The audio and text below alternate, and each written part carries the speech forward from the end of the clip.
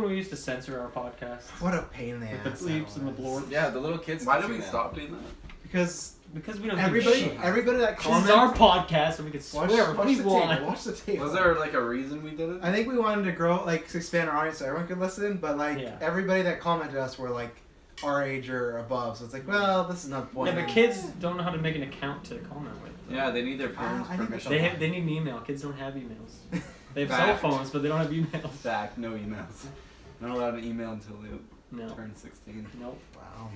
Yikes. Ready to go? Sure. Hello, ladies and gentlemen, and welcome to a thunderous episode 155 of the GeekVerse podcast.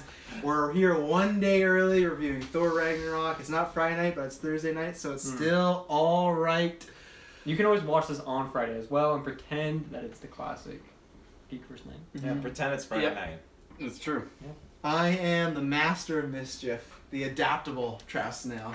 I am the Ragnarokin Dylan Okay, Huss. he has used this 30 times. Yes, but this is the third time I've used it. It's the trilogy. It's the third movie, so fuck you.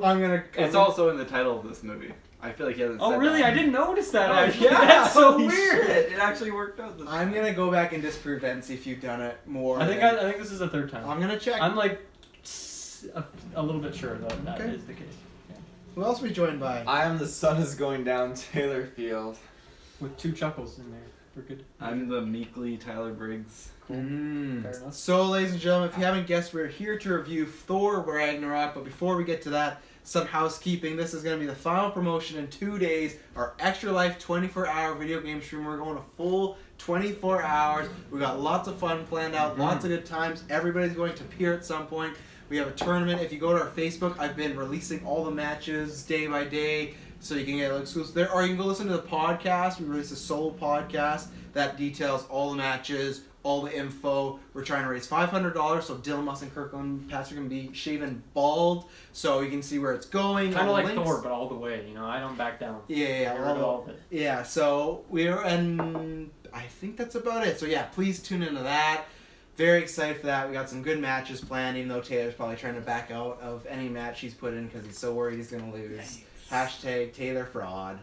I don't know where that came from. Just spitting fire. It came from truth, my friend. Wow. Very little fire. Yeah, and then you dropped, what else did you drop this week? I dropped a ton of Assassin's Creed stuff. We got Geeks Creed episode 11, which is fantastic, and then we got an awesome hour-and-a-half long footage of Assassin's Creed Origins. It's filled with tons of stuff. It's me and Ruben basically starting from the very beginning, just jumping in, get to see our reactions and experience. It's fantastic. Go check it out on YouTube and Geeks Creed on SoundCloud. That's all you dropped, eh? Well, I also dropped Rod or Not, Part 2.5. Didn't have to use. Yeah. 5? Yeah. Not Was that like one 2.5, word, part or was that rot or not? It's both. It's like Ragnarok, rod or not. Yeah, I thought it was like one word. I was like, what is that? Thor, Rod, or It's Not. two. It's 3 words. Rot or not. Oh, okay. Yeah. But it's part or episode 2.5. It's whatever you want to call it. But yeah, it's double the fun. Well, you titled it. double though, the punishments. so. I did title it. Yeah. So it's double the fun, double the punishments, double the everything. Very Double sexy. whatever you want it to be. Wow. Double the nudity? No. But yeah, so check out all that stuff in 2 weeks. Next week, we're going to either have some sort of cast. Dylan is working on that. And then 2 weeks from now, just because it's comic book related, we will be reviewing Justice League. We're doing that for sure to Thursday night because we know DC fanboys are just seething at in the mouth. Sometimes, for some reason, we have the most haters for DC, but our biggest episodes are like Suicide Squad and BVS. So we just want the love. Yeah. And I hope we love Justice League. But more importantly, like I said, I kind of hope I hate it because, you know, it's fun. wow, he's hoping to hate a movie. But 2 days, most importantly, Extra Live Stream, YouTube, Twitch. Please go there 9 a.m. PST. So, sorry, you said you're doing another podcast. I'm curious. This is Survivor, the long-awaited Survivor cast. What? No, he said for next week. Next week? GeekVerse The reason- episode. Oh, that I thought you said you were doing Travis another didn't cast. go into it because If I was supposed to usually go into discuss it it right now. off. If I was birthing Yeah, a there's show, a you would reason he know didn't about say it. anything. Oh, I was like, this is news that I never heard before. I gotta like. You think I would do that to you? I think you all would. Wow. Well, here we are. Well, you know what we're doing tonight? We're doing Thor. We're doing them Let's hard. get into We're it. doing them heavy. Thor. Who wants to start?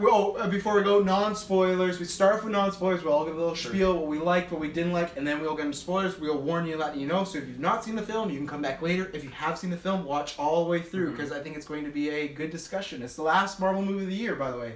So it's closing out 2017. We're getting close. So yeah. So Who wants to start? I'll start. Okay, Dylan wants to start. Yeah, so I sure am. So yes. Yeah, for me, this movie, like the first, I mean, it's hard to judge time really when I'm watching these things, but the first hour I thought was phenomenal. Like every scene kind of just was something like more surprising than the last, and something I was like really interested in. Really good story stuff, like introducing all the characters, some surprising things, some really like beautiful shots, and the music throughout. And then the last like half or so, I think I still really enjoyed it, but I think the pacing and like some of the tension didn't really work as well for me. But for the most part, I thought the acting was really good. I loved the soundtrack. I thought that was really good. I liked the inclusion of some other surprise characters throughout. And yeah, I think there's a couple things, like if you think about this in like the sense of it being a trilogy and like the past two movies, even though I didn't love the past two movies, I feel like they kind of just threw a lot of stuff away and didn't really tie them off, which I don't know how I feel about that yet. I think I'll have a better perspective when we've discussed it. But yeah, overall, I thought it was a lot of fun. I was excited the whole time, and I was never bored. It had me on the edge of my seat. That's a good thing. Yeah.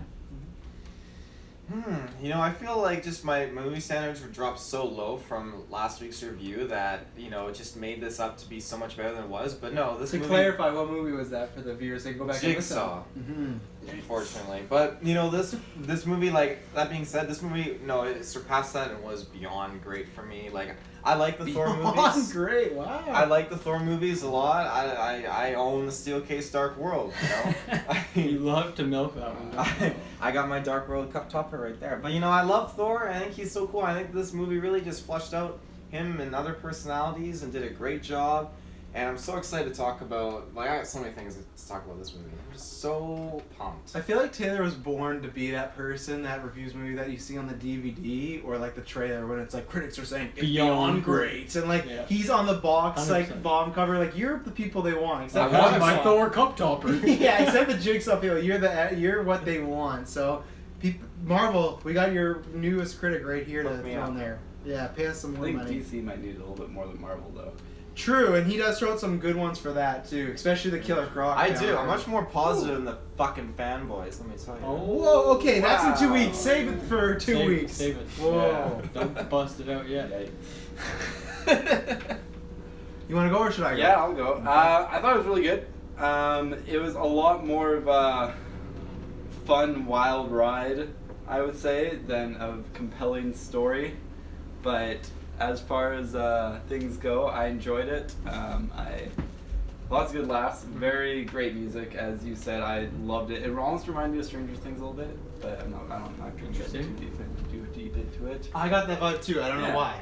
But characters were great, and everyone just had like some great moments. And I think probably my favorite parts were the fights. They were done very well. The CGI and just animation, everything was just done phenomenally, I felt. And I thought overall just a really fun film. If you want like a great compelling story, you don't really need to see it. But if you want to just go to the film, see some cool action, some great visuals, listen to some good music, and overall just have a laugh and have a smile on your face, good. This is good movie for you. Mm-hmm. Smile on the face.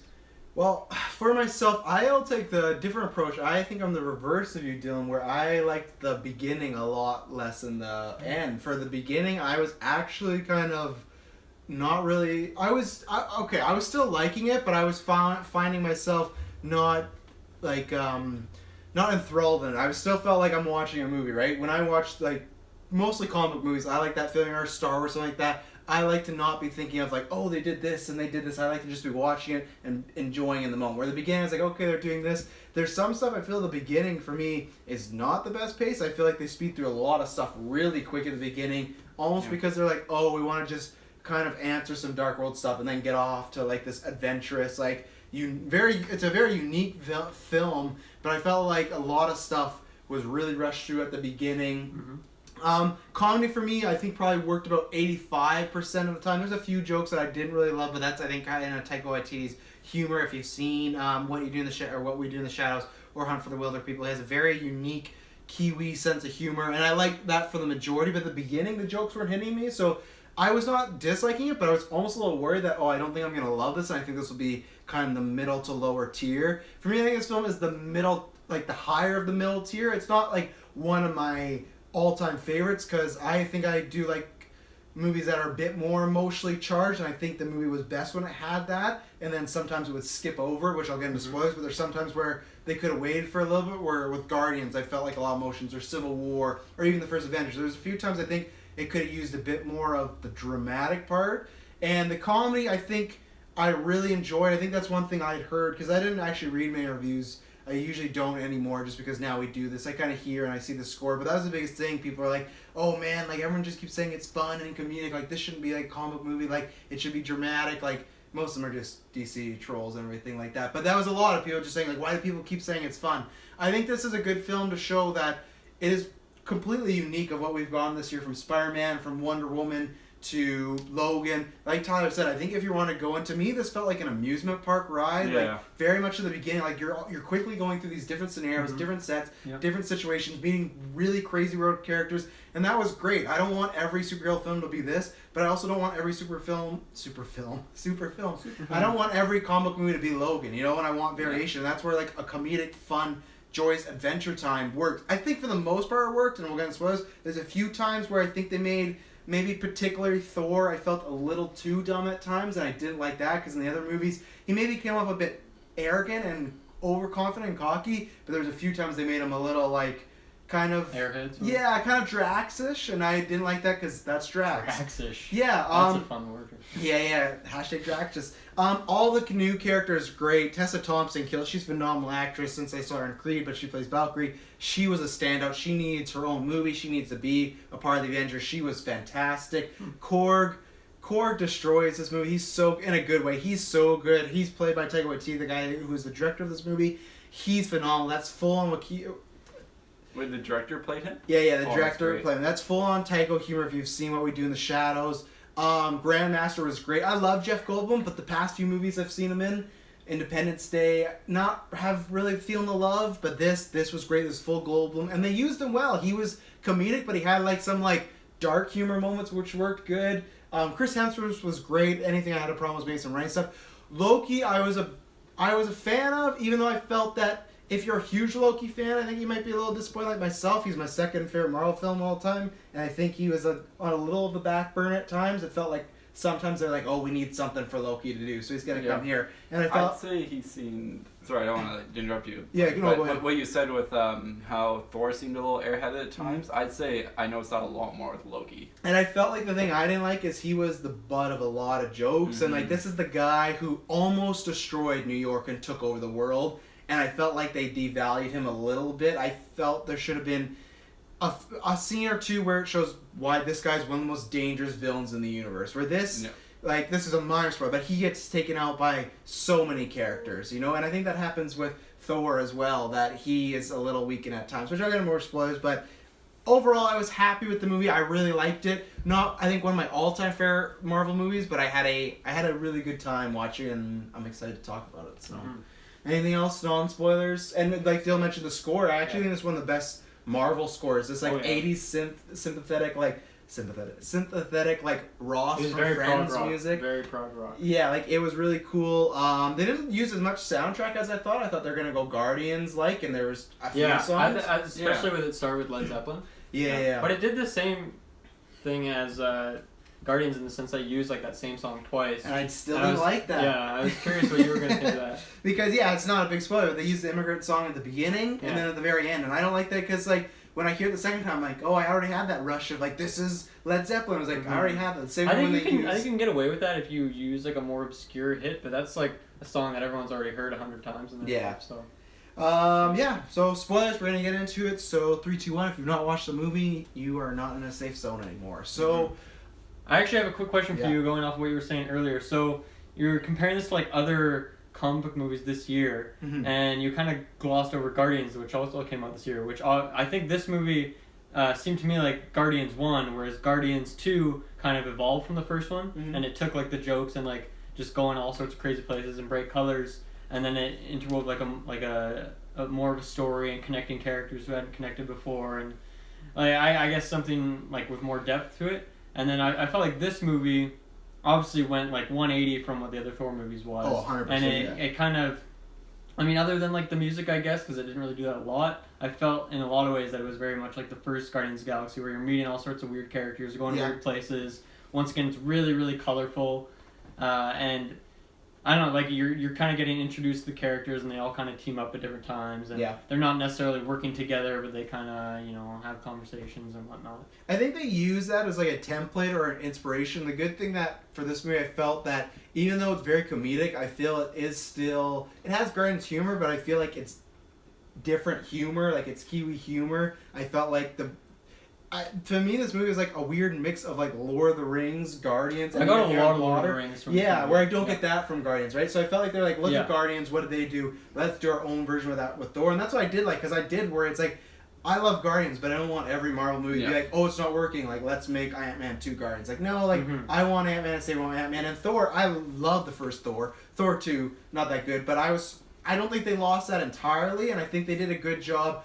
With Thor going to different planets, I think that works for. Because if this was Asgard and everyone's acting like really weird and really like kooky and whatnot, you'd be like, this is kind of strange. But him going to different places, you kind of get a pass. It's like, oh, this could be whatever. And they kind of do some weird things with the characters from the other movies, though. Like those two, people that were in Thor's clan, like his buddies, just get fucking insta-killed. Oh, yeah. I didn't really like those characters a whole lot. I didn't think they were very well done. They were kind of just like very like stereotypical sort of characters.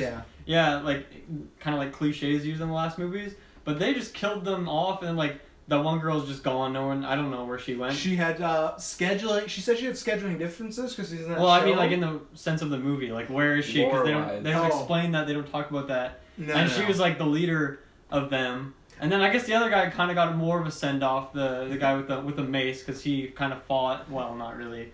At least he had like a line before he died, and then obviously like, oh yeah, me and Jane we broke up. Like I don't know. I feel like they really quickly glossed over. Well, let's talk about that, because I'll throw it to you guys quickly. In the first 20 minutes, we get the Warriors 3 with Sif's notwithstanding. Oh yeah, the Warriors 3. They're taken out. This whole thing with Odin has gone over really quickly, and like Loki taking over. To me, at the end of Thor 2, is like, this is gonna be a big thing. It's really just Loki having a good time, eating cherries, he's doing plays, which we'll get into. Like that happens. Odin dies. It doesn't feel like that's what he would be doing. No, I felt like he would be much more grandiose. Odin dies very quickly in a very, like, to me, a lackluster scene. It had its moments, but I felt, oh, this is going to be a really good scene. I felt that's why I didn't like the beginning, where it was like, even though I was not the fan of Dark World, it felt like they knew people didn't like Dark World that much, so like, let's just wipe our hands clear with everything in Dark World. Thinking. They just want to get it done with, get over here and just set a new template for what we want Thor to be. And I get that mentality, but I didn't love it. I'm split on it because I didn't really like the first one a whole lot either. I think after we talked about it, I was like, oh yeah, they did some things well, but the second one, it was incredibly boring. So I'm split on it because I'm kind of glad that they're getting away with that stuff, because I didn't like that stuff. But at the same time, like story-wise, maybe they didn't do justice to all the characters that they had already had 2 movies of. You get to know these characters. So yeah, I'm split on it, but I actually enjoyed this movie. So I don't know, maybe it's fine that they're just moving on. Yeah. The Warriors 3... Like, I don't know, like, how can you really bring those guys along, right? I say don't kill them off, just say they're off on an adventure somewhere, because to me, I literally laughed when Hela just, like, threw the knives in them, because it was just, like, it just felt like they were in a script, just, like, they just got tearing out. That's what I mean, like, maybe don't do anything with them, I don't know, it just felt like those guys came to set that day and just filmed the scene of him just like, who are you? And he got a knife, and then he had a knife and died. Yeah, that one guy actually had like a good scene in the end of Dark World in a bad movie. He was kind of good in the end of it. So yeah, what do you guys feel about, like, we can talk about Odin too, but what did you guys feel about the kind of the washing of the hands of Dark World, perhaps? I was fine with it. Yeah? I didn't really like Dark World. And the only thing that I didn't really like was with how quickly Odin died. I felt like that moment lacked a lot of punch to it. I felt like it should have been a bit harder hitting and a bit more of a build up to it. Like, he just kind of went to Earth, and I'm dying. Doctor Strange is like, he's here, and then there's like, I'm dying, and then he dies. And he dies, and that's it. And then Hela comes and goes and kills the Warriors 3, and it's like, oh, that went really cool. That was like, I feel like that was literally 10 minutes. all those I think events it take is. place over 10 There's no minutes. time to even breathe. Like the second Mhm. Odin dissipates, I get what they're saying with the whole the second Odin's gone, hell can come back. But just give it a minute or two for Loki and Thor just to like Have a moment. yeah. Like I always go back to I think the most heartbreaking scene I think I've ever seen in film history is in Fellowship of the Ring when Gandalf dies, and they just take a full minute. Everyone's crying, everyone's really upset, and then everyone snaps them out like, "Hey, we gotta go." And Boromir's just like, give them a moment for pity's sake. And he's like, there's orcs coming, like, we gotta get out of here. That could have been a good moment, but it was just like, Odin dies and Hell's here, and it's like, oh, we're back in action mode. And that's where, to me, some of the emotion moments they didn't get to land. It was just like, we're moving really quick, and that, for me, was some of the struggle. I mean, it's true, because those are always the moments that are so interesting with Loki, because obviously he's such a great actor, and even though the line that Odin has where he's like, I love you guys, like, when the look Loki gave him was very, like, I don't know, you can see the power and see how much he cares for his approval still. Yeah. Even after all the shit that's gone on. That was the thing that bugged me. Odin says, I love my sons, but not once did he, like, actually look at Loki. I was waiting for them to talk, and, like... Loki did kind of seem neglected. Well, because the whole movie is... I guess that's always been his story, though. It is, but my problem is this movie is about Loki's redemption, and I felt like they did it good at the end, but at the beginning they could have built up for it more. Like, Odin could have been like, and you still have a chance, or you could still make a difference, but it's just like, oh yeah, I love you. But it's like, last movie, Thor Dark World, like, it seemed like he hated Loki, like, big time. So it's like, how do we, and especially now, he banished him, he kicked him to Earth, like, why would he love him? Like, I wanted that scene, and then he doesn't even look at him, he just dies. And that was the thing where I felt, and the other thing that bugged me was that fucking green screen. Oh my god. Water? I was thinking that the whole time. It's like, oh no. How can you green screen Hell's cool-ass helmet, a Korg rock monster, the Hulk, but for some reason fucking water, it looked so bad. It looked like it was taking me out of it the whole time. It And bugged there were me. so many times so where much. It kept like going back to the shot of their backs. 'Cause and Odin you kept could saying it's see like their beautiful. outline. And I was like, oh. Yeah. And every time Odin's like, just look at this, and I just like silly switch to the shot of their backs and then back to their face. I was like, no. Yeah, every time they show, I was like, this is not working, stop doing it. But yeah, that's where it's like, the Warriors 3 thing, I'm like, okay, whatever. But the Odin stuff... Taylor, as the guy who Yeah. owns the steel case, Mm-hmm. how do you think they just kind of wash their hands clean of Dark World? I like the Warriors 3. Like, I thought they were... This sucks for That's a you. great way. I thought they were. excited. I thought they were very funny. I like the dude with the rapier or whatever guy. He had like Blonde the hair guy? mustache. Yeah. I'm a yeah. comic fan. I don't even know his name, I'm sorry. I like that Sorry. actor, but I don't like Dark He's a World. pretty nice guy. He was awesome, and I like the big dude who eats the food all the time, and Yeah. just like the beard and Like the everything. Gimli, but human size. Human Yeah. Gimli. Yeah. Great he was character awesome. traits. He eats. Box of cliches. Yeah. But I thought they were all set up and given their own little kind of backstories and stuff, and then the dude with the mace, I mean, I was hoping he would get like a couple hits in, and he seemed like a badass who could do it, and I don't know if never seemed like He actually managed to block a few of her swords. He did. He at least didn't get insta-killed. No, that's true. He I got mean, killed twice. Yeah. And he was the last man standing, too. Personally, like if I was him, I would have totally like had all the people attack at the same time. They Not- did. It was didn't the feel plan. like that though. It felt like here's a wave of 3 guys. That's not then a wave logistically of 2. possible, though, right? Yeah. You can't Yeah, have you 200 can't people have- attack one yeah, guy. you can only Tripping have- over each You other. know, come from the sky, come from the sides, come They from did. underneath her. She threw blades at the ships in the sky and they blew up. Well, they weren't good pilots then. I don't know. I deserve think to die. Hela was just incredibly overpowered. She's and there's pissed nothing off. they I could do about it. I won't lie. Like as much as it did, as much as it sucked to see them get killed off really fast, I really enjoyed that scene. Seeing I love Asgardians trying to kick ass and fight. Like Trying. Hella scene was Keyword great. trying. The Hella scene of her taking everybody out, that Oh was my phenomenal. goodness. They did a great job of making her feel imposing. I Yeah. didn't get into her character later, but... those scenes like in Thor 1 when it was like the Frost Giants and the Asgardians, Yeah. then the Dark Elves and the Asgardians at the I beginning. won't Like do that one. Yeah. Really, I love those Yeah. fight scenes so much. I love Thor. I always stand by Thor. I think has some great fight scenes. The first. You don't one. like seeing like Thor's grandfather and the Asgardians fighting the No. I Dark do. Elves? I would like that. I if liked the it when I scenes were watched it better. in Lord of the Rings. Yeah, I would like that if the scenes were done better. Yeah, And I felt okay. like it was kind of. But I felt this movie did good. The action scenes were. That's actually, I mean, we're just going on tangents here, but that's fine. Well, I like the that GeekVerse. the start of the movie was kind of this like montage of Thor fucking up a bunch of those like faceless enemies, and I like that they kind of got away with that because the first 2 movies, obviously that was like kind of a focal point. It was kind of like sort of like the big part of the like end scene Like, the is big fighting fight was fighting them those just- Goonies, but I like that they kind of just did it right at the start. Yeah. And yeah, I thought that whole like intro segment was They actually good. did like the fight scene with all the Goonies really well. For most of those fight scenes and just fight scenes in general, I found for Thor at least, I haven't really enjoyed them. But Yeah, I me remember too. watching that at the very start of the When movie. I he's was like, spinning it this around. is fucking sick. Like, Well, this felt like they it had actually did some this really well. variety. Like even when he was fighting Sir, like he's jumping on his head, he's bouncing off rocks and stuff like that. They have a fucking like hammer cam where he threw the camera, Yeah, that was and it was cool. like from almost like POV of the Yeah, camera yeah, going that was around, really and you selfish saw shit. him fighting in the middle of it. Like you notice when like they're gonna kill off like a main character and they really give that character a good scene and do justice. I feel like they did justice with the hammer in that sense. Like you knew the hammer was fair coming, enough, yeah. and that was the He's like a hammer's character. moment of glory. It's like a family member. True. Very Like good a point, very good relationship. point. Like you It's like a lost a loved relationship. one, you could Yeah. say. Yeah. We're I guess we talked about Dark World. Odin. Do we have anything more to talk about with Odin?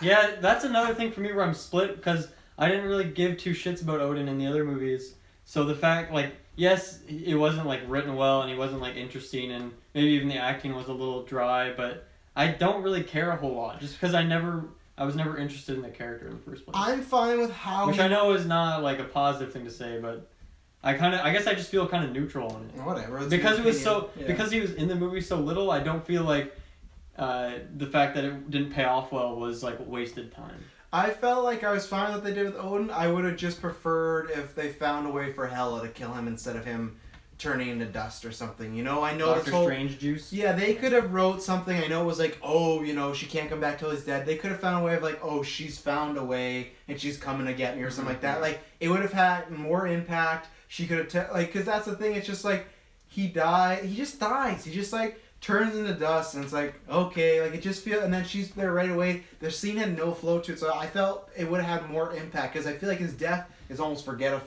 Forgettable. Full of forget. You It's forget, full of forget. You forget it, and I just think if you had Hela fucking putting a big dart or dagger into his heart, that would have Dart we dagger. would have remembered that. You would have been like, oh man, they just witnessed their dad die right in front of them. Well, yeah, they kind of did, but he had this like nice, graceful, like I'm off into the heavens or whatever. It's like, Yeah. meh, okay, everyone's Asgard. I wasn't even fine. like certain that he fully died at first. I was like, he could be alive. Just Well, and then we're getting these teleporting away. weird like Odin like scenes of him still Those- standing there. I don't Oh, know how I God, felt. like that. Yeah. Smelled Those bad, were too. those were awful. I get what they were doing. I like the Yeah. actual scene at the end with him and Thor, but like, yeah, you're more powerful than me. Asgard is people, but maybe they could have found a Asgard is people. A bit more of an interesting way to. yeah. I don't know So- whether that's flashbacks or something, but it just felt weird that right when he's about to get killed by Hela, he's just like, and he gets like sucked in and like he's like, oh, like okay, like, I guess I like Star Wars, so I'm down for Force Ghost. It was just kind of. I think don't know. the scenes wouldn't have been too bad if it wasn't literally bring you back to that horrible green screen situation. That's Yeah, it's true. Like, oh, don't. But I definitely I don't mind the fact that he turned away and did a Yoda kind of move. You know, he just disappeared. Fair enough. Yeah, I get. I just Yeah. felt this. I mean, even I that don't mind the entrance to him- Yoda part. It's just it had no impact. Yeah. It's not how he died, but it's more just the build I think up to it. you know, like yeah, I definitely stand there should have been build up, but I feel like if they could have done like a delivery afterwards, it would have really made up for it. But I feel like they, as you said, they kind of cut short the part where Thor was starting. You could see it build up in him. They should have really dragged that a little bit, like you were saying. I think Well, they that could could've they really couldn't have done had that it. in that part though, because you can't make them too powerful at the beginning, right? Which is one of my bigger problems. I do not understand how Thor is a huge contender. He takes on the Hulk and beats Hulk, but he literally just gets destroyed and wrangled by these like Ravagers or these criminals down below. He's When he went, shell-shocked. it doesn't matter. I didn't like. They should have found another way for him to get captured. He literally is just he beats up a couple guys and they just hit him with a net and that was it. Where it's like. I think it was because He he hadn't didn't want to kill them. He doesn't have to kill them. Just throw them. Yeah, just but punch them. Like it He was didn't the beat same Hulk thing. at that point. When he went to get for his hammer, he's not used. He thought the whole time his hammer was the source of his power. true, but then we jump cut 20 minutes later when he's fighting Hulk, or when he's just jumping ship to ship with bare hands, just destroying ships. Like I did not like that. Because They he's just not holding back. Well, I didn't take that as him holding back. I just took that as we need a way for Thor to get captured, and it was like, oh, Yeah, I but can't do anything if with a you go hammer. out- if you this go- is a guy who's fought he fought with aliens in New York. Like I didn't buy these random criminals taking Yeah, him let's out. say this. Here's an analogy. So you go out and Tyler, you move go out with all these girls, and finally you find the one girl that's your dream girl. You go out. Where's and this going? Hear me out. She shuts you down. You are shocked, and then you're out in the club, and your boys put you down. You just can't believe it. And you got to regain your confidence. And Are they eventually, really your boys if they're putting you down? Yeah, Come on. I totally sympathize with that one. Yeah. Been there. I did. I don't know. I just Maybe didn't it's like kind of it. cool because he got like shocked, you know, and then he eventually got the powers of the Well, thunder. Well, some No. people hate that though. They're like, Some people hate everything. So yeah, that's not a good but thing. I kind of agree with some people of like, he's God of Thunder, he's getting electrocuted. Like this shouldn't really do much to him. You know, that has no story sense whatsoever. They should have found. But That's don't like, you? I feel like they built up him. I guess kind of what Taylor was saying, like trading from realizing the power is like from this hammer to realizing it's like inside of him or it's some god-like thing. I don't know. I think the shift for that was. But it doesn't matter. This little thing shouldn't electrocute him. If it's still inside him, it didn't technically, look right? like necessary electricity because his veins turned blue. Like But he every was doing time it happened, it was something like, else. it It was, was like taser the sound. nervous thing that Obadiah Stane used on Tony Stark. Oh God, I don't know. It really. Obadiah Stane? It's a Is that- I remember yeah, that. from Iron Man. Yeah. I He's- watched he's that 100% Iron Man Iron relatively Man. recently. Yeah. and I Obadiah don't Stane. know. But Yeah. thank you. Greg is in the chat. He accepts my premise. Thank you. I just feel like, I don't know. He's the God of Thunder. He's taken on so many people. 20 minutes later, he fights Hulk. They could have found a way of even have Valkyrie be the one to fully get him, and then like them team up together, take out these people, and then think, oh, she's with me, and then her turn on him, like at least like, oh, she's a god-like figure, right? These are just fucking like they're just like us, pretty much. They're just aliens with guns, and I really didn't like that. I didn't like.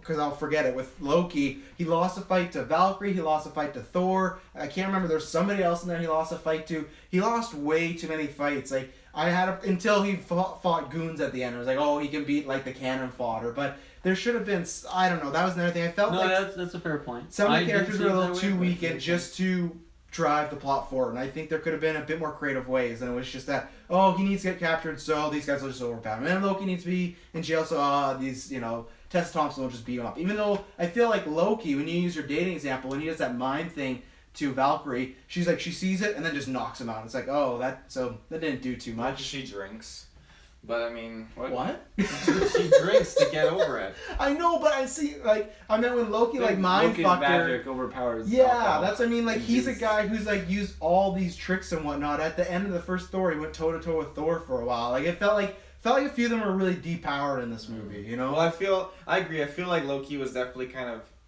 he was put off like a little bit kind of weaker or just not like able to like, accomplish much, especially in his tricks or whatever. But at the same time, I feel like everything we've seen of Loki has been conniving and sinister. I feel like this movie did justice in the sense like he was such a good comedic relief and in such an innocent way with his reactions and his just the things he did. I really enjoyed him in this movie. I like with the that, but I exception was... of how his plans didn't work out. Yeah, I was missing some of the conniving part of him, and I guess that was supposed to be him trying to turn a leaf, but I wish that if this was the him turning good movie, I wish we spent more time with him, because I always thought Infinity War was going to be that. Because my prediction is Loki 100% is gone. I think he's going to die in Infinity War. And I thought, okay, he's going to pull Vader. That's going to be his moment where he steps up. But in this movie, I like that we got there because I think it's him being bad. We've kind of been there, done that. But I think they could have leaned on it a bit more. I don't know. It's just, even the scenes with right away, and I kind of get why they did, but they did the elevator scene, right, where I love that scene. Thor and Loki, he's talking about like, oh, we're just different, our paths diverged, and, you're you and I'm me, and I'm a good person, and maybe there's a good person in you, but it doesn't seem like it anymore. And then right then we go back, like, this felt like, oh, we're making a breakthrough, and then it felt right away like, oh, he tricked him again. It was like, I don't know, I felt they placed his moments in the wrong stuff. I didn't really get when he decides to turn on Thor again, But- and he makes that duplicate. Like, I didn't get it. My only thing that I'll tell myself late at night when I go to bed is the only reason he did that is Thor said after this we shouldn't see each other again. In my twisted thing, I'm hoping that Loki was like, oh, well, I don't want Thor to go anywhere, so I'm going to get him to lock up and stay on this planet with me. He didn't ever said that, so that's just me assuming, but that's the way I would hope to take it, that maybe it's that thing like, oh, he's going to actually leave me for good this time. I want to keep him around, but he does love He's him. usually got multiple plans. Yeah, going on. and that was my only thing, that the heart moments with Loki and Thor were great when they did talk to Odin. That elevator scene I really, really like. I wish there was more of that heart and emotion in this movie. I think when they did it well, so that's why I'm mad it wasn't there. That's why I like Guardians 2 more, because some people say, oh, there's too much comedy for the emotion. I don't think that. Like when, spoilers, like when Yondu dies, I feel like they played it out for a while, and you really feel it. You see different characters, where this felt like it moved too quickly for me to really sit with me. I liked a couple aspects of like the brotherly aspect of those two. I think that was well done. Like I love the get help joke. Like that was, I thought, because at first the way he says it so casually is, I thought I was like missing something. But like, I thought it was like you should get help, like you should see a psychiatrist or something. Yeah, something like that. I was like, well, I don't know if I get this, but yeah, I thought that was well done. I don't know. I like the way those two, and maybe it's because of the acting. I thought those two were phenomenal acting for sure. Like Tom Hiddleston, as per usual. I don't know. He's so good. He can do so many, I guess, different emotions and just switch it back and forth. And you can. It kind of feels like he's always got like 2 or 3 things going on. Like, he's not just making one face. He's kind of has like a whole portfolio ready to go. Yeah, I've always said if he doesn't die, like I don't know why they haven't done it. If he doesn't die in Infinity War, I thought you meant the actor. Yeah. If he doesn't die, he should do some cool if movies. Loki doesn't, I still is he like gonna die soon? I still feel like there is a good hour and a half fun comedy romp of a Loki movie. You know, like I feel like every time I see him on screen, he was easily the best part of Dark World. He was great in the first Thor, and he's good. Anytime he's in this, he's great. And I feel like they could do so much more with him. They do just enough with him, but I feel like they have such an ace card that if they did, we fucking have a movie with a talking raccoon. I think Loki the movie is gonna work and be just all right. So, but I think he's a goner come Infinity War. I don't miss his chances. And we can talk about this quickly because I feel like we've kind of talked about Loki and we might be moving on. Obviously, he has the Tesseract, and that's going to be very interesting because I like that. It's still, that's what I did like. That I still felt I want a bit more, but they kept with the character that, yeah, he turned the corner, but there's still that trickery. And maybe he kept it for good. Maybe he's like, oh, we don't want this going away. But I got the vibe of like, I'm going to take this because maybe I may need this down line. Not even turn on Thor, just like I could use this for my advantage. Yeah, exactly. He's like, this could come in useful. Yeah, and it was just a great moment of like, you could see it. And he just reminded me of like... scheming. Yeah, he reminds me very much now of like good Captain Jack Sparrow in like the first 3 Pirates movie where it's like, yeah, he's good at heart, but he's always like a little... He's all like Dylan was saying, he always has something going. He always has something that you don't see coming, and it's like, why does Sparrow have a jar of dirt? Oh, because he's gonna put a fucking heart in it later down the movie. That's the same thing I got the Tesseract, where we have no idea where this is gonna play in, but at some point in Infinity War, when it's like, we need the Tesseract, or like Thanos, like he's gonna have it, and he's gonna play and that's why like he's gonna play a vital role now in Infinity War. He's not just gonna be a side player. Like he has one of the stones. So one of the stones. Yeah, I'm very excited. So on that note, like just because it was in the vault when Hela knocked over the Infinity Gauntlet, that was great. That obviously was a fake one, right? Yeah. People have been speculating that for years because it is in the first Thor movie in the vault, and everyone's like, "Oh, that's a gauntlet." But then later on, you see Thanos in different movies have, so it was a fake, and I like that because. I guess that's the other thing too. Hela played on this whole like Odin being a shady guy, and I felt there was more to get in that there too. But they kind of like just hinted around it, and I liked that aspect. But I felt like they kind of put that on the shelf to have like more of a good time instead of like, oh, your dad was like. She literally says his dad like killed a bunch of people for gold and stuff like that. So, but yeah, that was a fake, and I did like that scene where she just pushes it over. So that was good. As you guys mentioned before, I think there was a lot of good chemistry, not just between like Thor and Loki, but I think like even Bruce Banner and Thor, and like all the characters and Loki, like they all bounced off each other so well in this movie. It was amazing. I think the biggest strength was they played off history a lot. So that moment where Thor's like, look, it's Loki, it's the Hulk, and he's just like, I gotta get off this planet right now. And he's like shaking. My favorite moment of this film might be it was same as Avengers, but when Hulk takes Thor and he does the Loki thing, the baton thing, and Loki's like, yes, you know what it feels like. Like that's the callback. Reflectors, like what, or what's his name, Grandmaster. Like, see, I did that too earlier. Yeah. I only did that because you did that. Well, and then of course the other callback that I loved was in the original Incredible Hulk with Edward Norton. He does this thing where he jumps out of a helicopter, he crashes, and while he's crashing, he turns into the Hulk. And they did a callback to that, but instead of that, like, Banner just lands face first. And I love whatever sound effect they used for just that thud. It just sounded so brutal, but that's one thing. They actually threw him out of a helicopter. Wow, Mark Ruffalo, wow. On a rainbow road. No, he's dead. No. Yeah. I think that's the best thing they did with those 3 characters. They didn't ignore, other than Thor Dark World, they didn't ignore the past of what happened with those characters. They touched upon I stuff. think my absolute favorite, like my I the know what name, it's gonna be. It was just the whole time, and it didn't stop at one. He just kept saying it, just like, and I wasn't expecting it too. The sun's getting real low. I was not expecting like this is so perfect, and he just kept doing it when he was freaking out. I was like, the sun's getting low. The sun's getting low. Yeah. Well, and especially because you look at the parallels to like. In Avengers Age of Ultron, it says Black Widow, who he has a relationship with, this really beautiful, gorgeous, stunning woman who's very calming. You just have this big, burly guy who looks like a mesh. Like, hey, the sun's like coming wearing out. this weird cape, Yeah, and like, he kept saying that, like, it's like, oh, like the point of that scene is like, no, it's not what she says. It's Natasha that does that, and that's why like it's kind of a double entendre because the joke works, but like lots of fans hate that relationship. So the fact that I felt like it was kind of like poking fun at this Black Widow thing, even though I don't think it's over yet, because why did Hulk turn back into Banner? Well, it was Black Widow, so I don't think that relationship's as dead as people want it to be. But I guess we're in the direction of Bruce Banner a bit here. Like he had a lot of scenes, but like one of my favorites in this too was like. He was like, I'm done with Hulk. I don't want to beat up people. And then they turn the corner. It's this whole Hulk festival going on. It's just like, this is amazing. He gets the green mist. I love that he just had that on him for like. For literally the entire movie, he just had green on his ear right there. I was like, well, and nice. I like in that scene too when he started yelling, you'd see like his green veins popping out. Yeah. Like they still hinted at it that was there, and they did this whole thing where. At the end of this movie, did we? Oh yeah, we didn't see him turn back into Banner, so we don't know. He's still in Asgard. No, the last time we left from the movie, he was in the ship with them. But yeah, he was still Hulk. He was in the ship with them. Yeah. Oh, was he? Yeah, he was standing like right next to the throne with. Oh yeah, because he jumped at Sarah or Seta was the demon's name or whatever. Surtur. Yeah, he jumped at him and then he jumped back on the ship. You're right. Yeah. So. I really like that scene when he wakes up and he's lost 2 years of his life and Thor's like really terribly explaining like what's happening and why this is the case. I just thought that was so funny, and then he's like, "Man, Tony wears really tight clothes." Why does he wear tight clothes in the whole like, movie? A few scenes, he's just like stretching out his clothes. He puts on the glasses. Yeah, I don't know. It's just been a while since we've seen him, I guess, right? So since Age of Ultron. Ultron. He did a great job. Yeah, and I haven't watched that movie in a while, so I just I kind of forgot about it. He did a wonderful job of just being overwhelmed at everything and like unable to really grasp the situation at all until pretty much the very end. And even when he jumped out of the ship, he seemed like he wasn't entirely sure what he's doing. Yeah.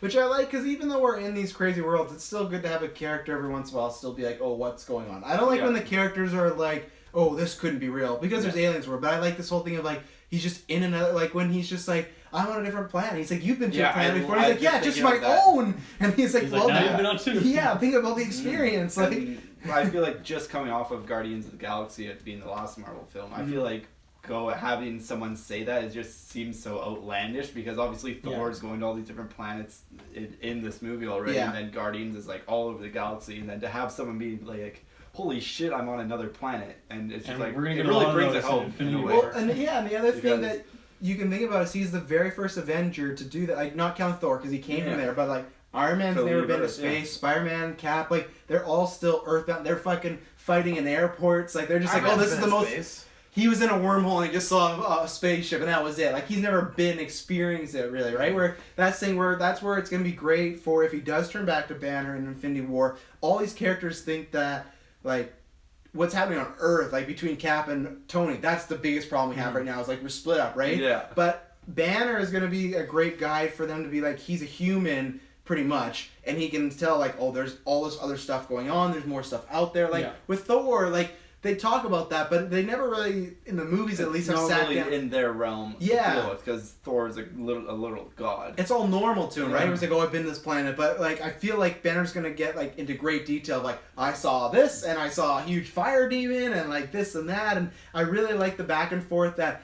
Actually, Banner had with Valkyrie while they're in the ship. Like I think I know you. Like they kept bouncing off each other, great. But yeah, I liked it because like we can talk about Hulk saying, but I thought when he turned back to Banner. I was like, oh, I'm not going to like this as much because I was loving the Hulk in this movie. He has so many good wonders. Like, when he's just, like, bouncing whatever that huge ball is off the wall. Like, Hulk was great in this movie. So I worried, like, oh, when we get the Banner, it's going to be boring. And they used him wisely. He's not in it that much, but the scenes he was in, I thought they used really well when I thought it could have been a low point. Definitely. 100%. Sure. Yeah, and Hulk, I agree with Hulk. There's maybe a few jokes that I wasn't quite keen on, but that's just because I feel like they used quite a lot of jokes. Like think about the amount of screen time Hulk had to like the amount of jokes. Like it was pretty high up there. I think I loved everything the Hulk said. I could watch. I loved the interactions when they were just chilling in that like room, and he's just like in a hot tub, and then he's just chilling on the bed with like his fucking big shells around him, and I don't know, he's just like funny, and that's like his pad. That's, he like, has this big jaw as a bed, like he's killed some dinosaur monster, and that's like his bed. It's fantastic. What was any? Did he have any lines in particular, or any things, or do you think it was just? I think it was just because they use like a lot of the same joke. I feel like and the same humor, and so I was like, okay, like this is maybe a lot, but I really enjoyed the character. I just maybe I don't know. There's a lot of jokes. Throughout the whole movie, even, right? Yeah. How did you feel? Because this was a big thing people were wondering.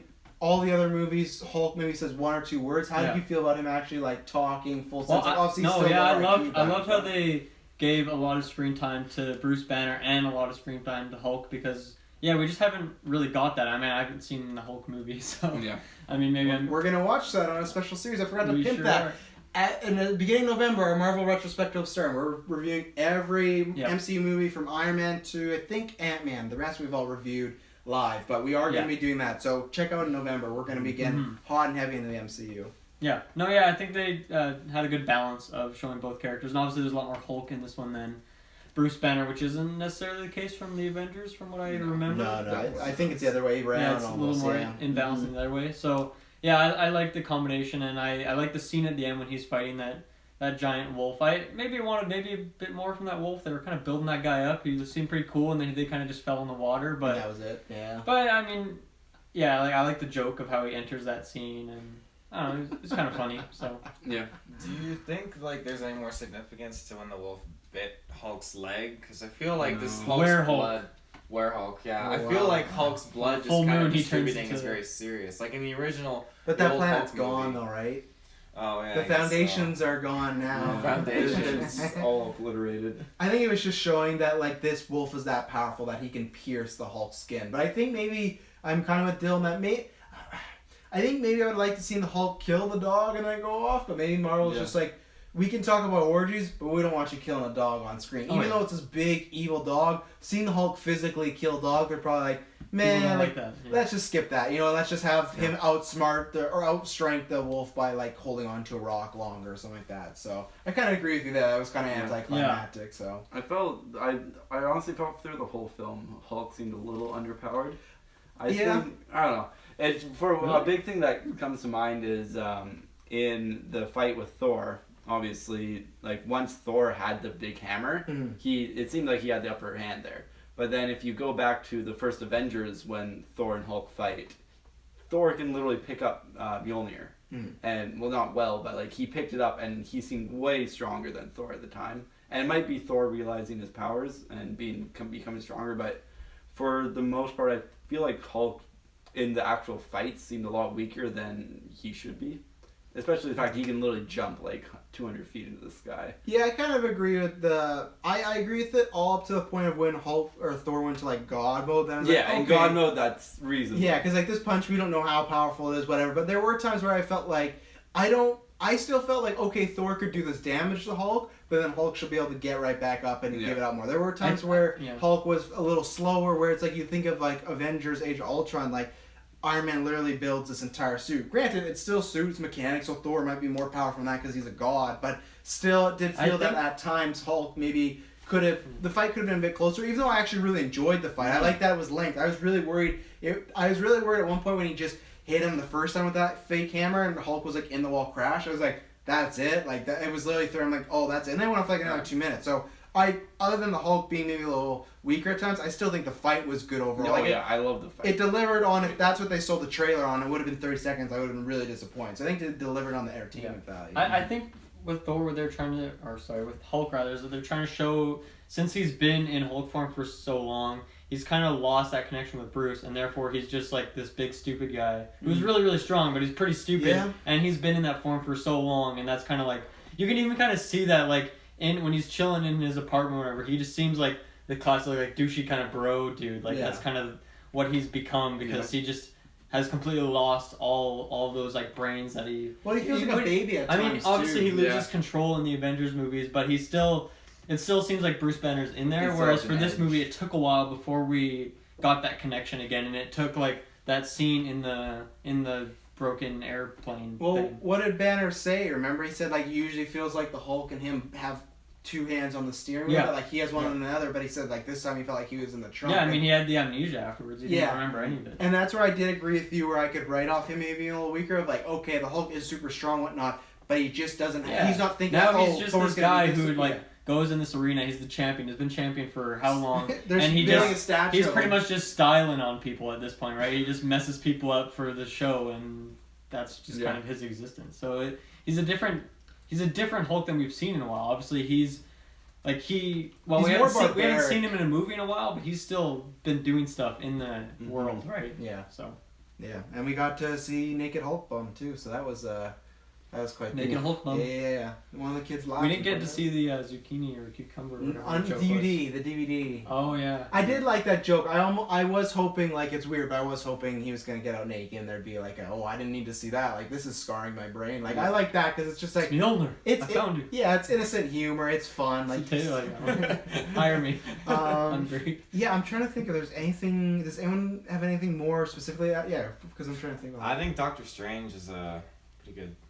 Doctor Strange was sick. I was thinking anything more He's with not the the Hulk, Hulk, but but- that's Oh, fine. oh, Yeah, I love Doctor I was Strange. literally about to say anything more with the Hulk, and you're like, oh, well, Doctor Strange. No, Great transition. Okay, well, if anything comes back to Hulk, He is transformed. I loved the Doctor Strange Oh, stuff. you just stole that right from Taylor. Wow. I did, and now you can I'm glad we're continue. talking about this, Travis. Yeah. You know, way to bring it up. Continue. Like I love the Doctor Strange movie. Oh. I'm into the gems, crystals, spiritualism. You know, that's Chakra. my family Gems stuff. and You know. crystals. But you know, I think this was like one of my highest parts of anticipation for this film was getting to see Doctor Strange again. I was really excited for it, and I'm so glad we got to see it right away, especially following that joke of Odin being in the old folks' home.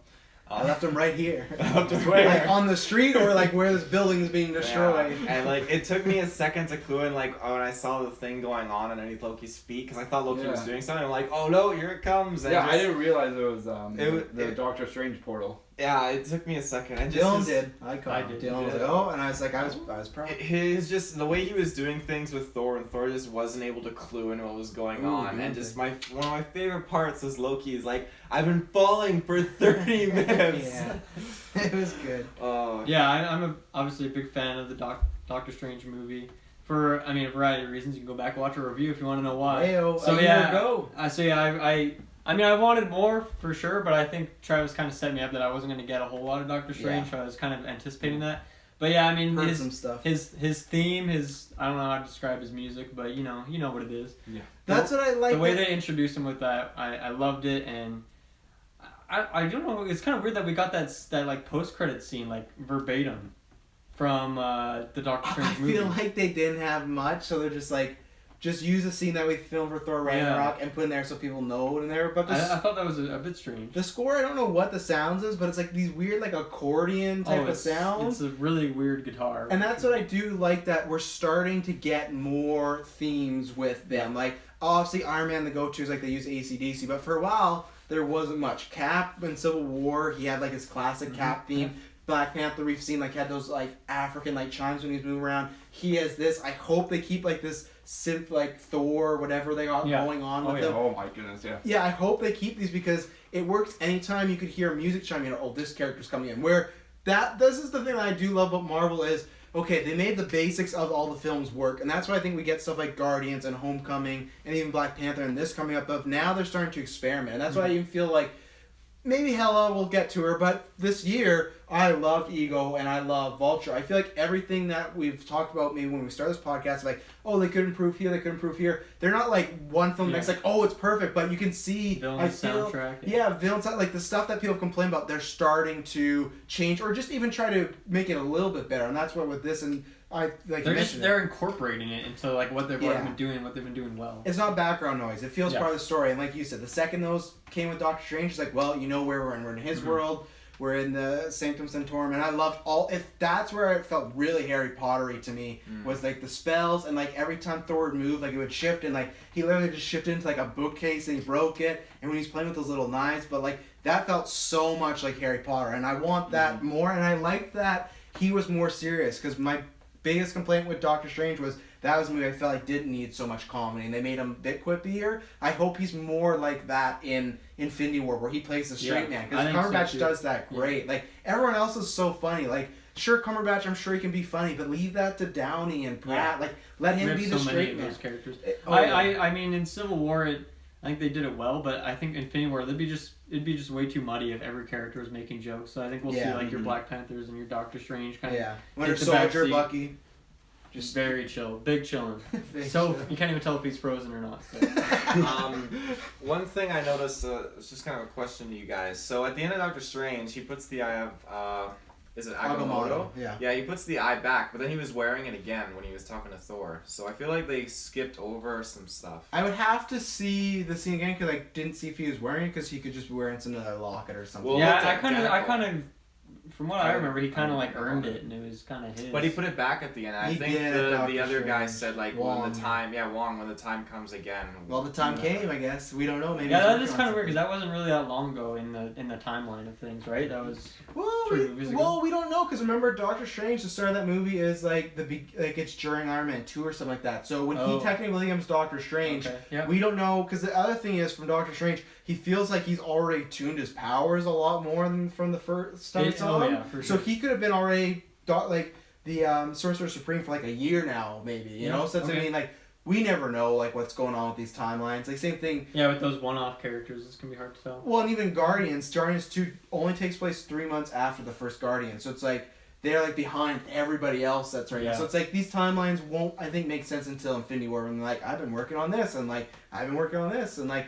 The one thing I will say about the scene, I want to see more Loki versus Doctor. Oh, that's the other thing. Like, it was fine because they whatever, but when Loki pulled out his knives, I don't want to see that fight. I don't know if we're gonna get to see it because Loki is like a good guy now, but I want some sort of. I want Loki to be much more powerful, because Loki's the same. He has tricks and spells. Like, I want them to be. Get Scarlet Witch in there too. Oh yeah. Gnarly 3. Big spell orgy. They're gonna summon a baby spell together. It's Odin Jr. Can't wait to see that. Yeah. Ty, you have anything on Doctor Strange more? I just want to see more of him. I honestly, maybe we will. I honestly forgot he was in this movie. For a minute, and then he was there, and I was like, yo, Doctor Strange. Yeah, I think for a character that was in the movie as much as he was, he like fit really well into the story, and it didn't seem like tacked on. Like, he kind of just guided the story in a different direction and helped. And despite how short it was, it didn't feel rushed compared to some of the other scenes that felt like they were really fast. Mm-hmm. And his part was in that part was when they were just going super fast through the scenes just to get through all that starting stuff. It didn't feel like his part was rushed, and it felt like they had just the right amount of time for him. Whereas for the other ones, it felt like maybe a little too short. Mm-hmm. But yeah.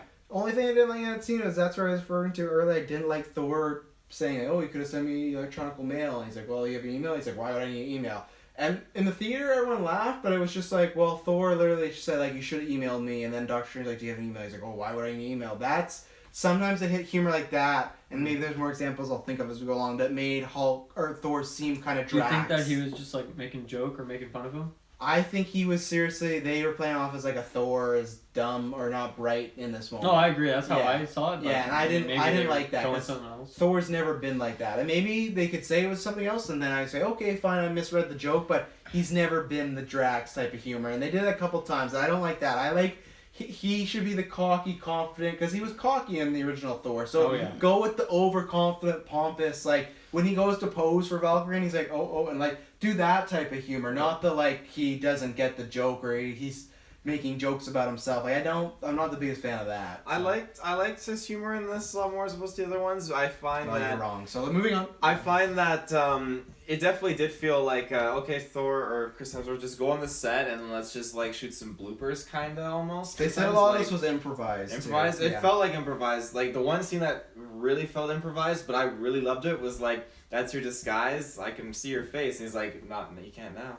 I liked that. That felt improvised, but I really liked that scene. But I see what you guys mean. He did a lot of the kind of like awkward, I'm leaning on this thing, but like just too awkward to do. Like, and then when he obviously drops all those weird darts that Doctor Strange has, and then he has like another scene where he's like trying to lean on something and it's like not there. The best scene is when he goes to break the window and he throws Hulk ball. Oh, yeah. And it throws it and just comes back and just hits him in the face and he's down. I like when he takes the selfie with those two girls and they're just chilling in New York. The only thing I Just didn't the like about peace that sign. is if they can recognize him, why don't they recognize Loki, who's this They massive probably terrorist? did, but they ignored They're him. probably scared out of their fucking mind. This guy tried to destroy their city and world. He was looking slick in that suit, though, I'll say. He was. I want to talk about Valkyrie because I think when I said she was one of my favorite characters in this movie, I felt a little pushback from Dylan Musk, perhaps, potentially. Okay. So I want to start with you. What do you think about Valkyrie? She's a big character in the comics. She is.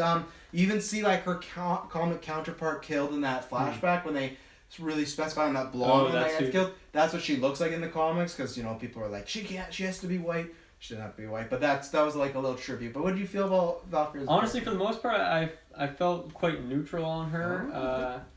Like her initial scene when she's like just chugs back that whole drink and then just like falls off the catwalk. Like I didn't really find that very funny. Yeah. I think her character made enough sense. Like I feel like they put everything in there so that her transition from being like this vigilante to kind of helping out, teaming up with Thor and going back.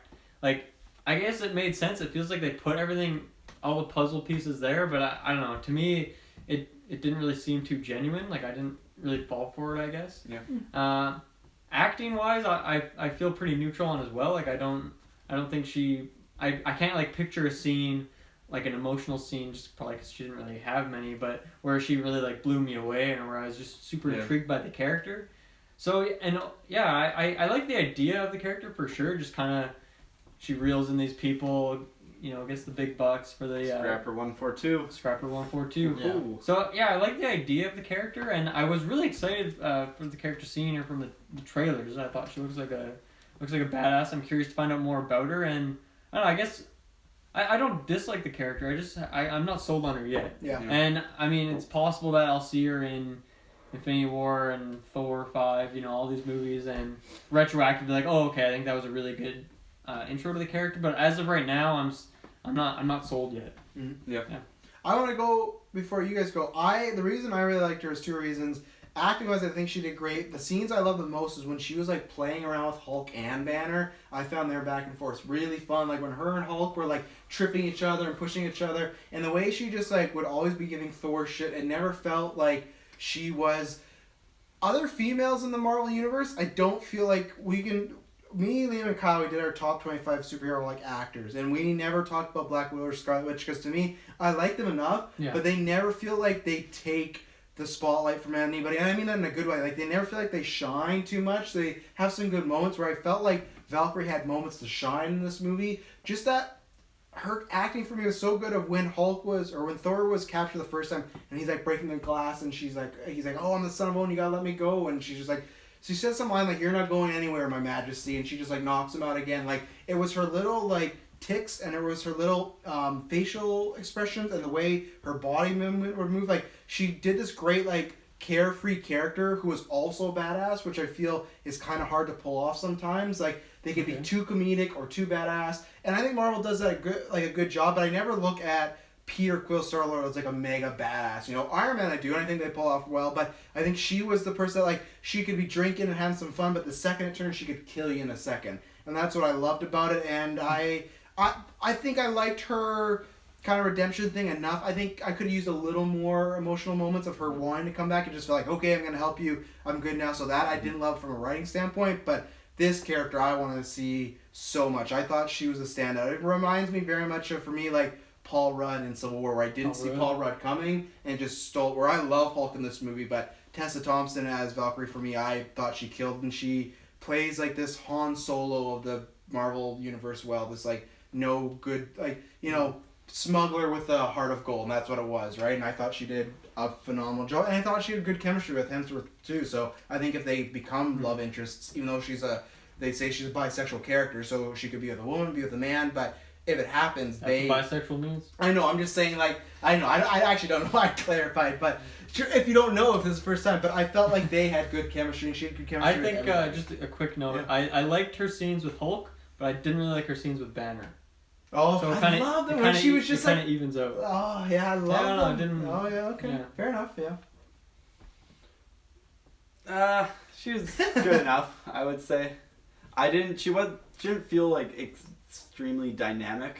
I think she had a lot of the same. Extremely dynamic. I don't want to say expressions, words Beyond good. but a lot of the same reactions and just emotions throughout the whole time. She just seemed kind of like playful, but also badass at the same time, and that just kind of seemed like a constant. There wasn't very much serious moments or very emotional moments for her, which I would have expected after Loki did the mind thing with his Jedi mind tricks. yeah. When he did the magic, and then when she's like, okay, I want to go down the good path now, but her personality didn't change at all. She, despite them going back to Asgard and like her trying to turn her life around in a way and do the right thing, she was still just like very playful and badass and didn't seem to take it very seriously in a way.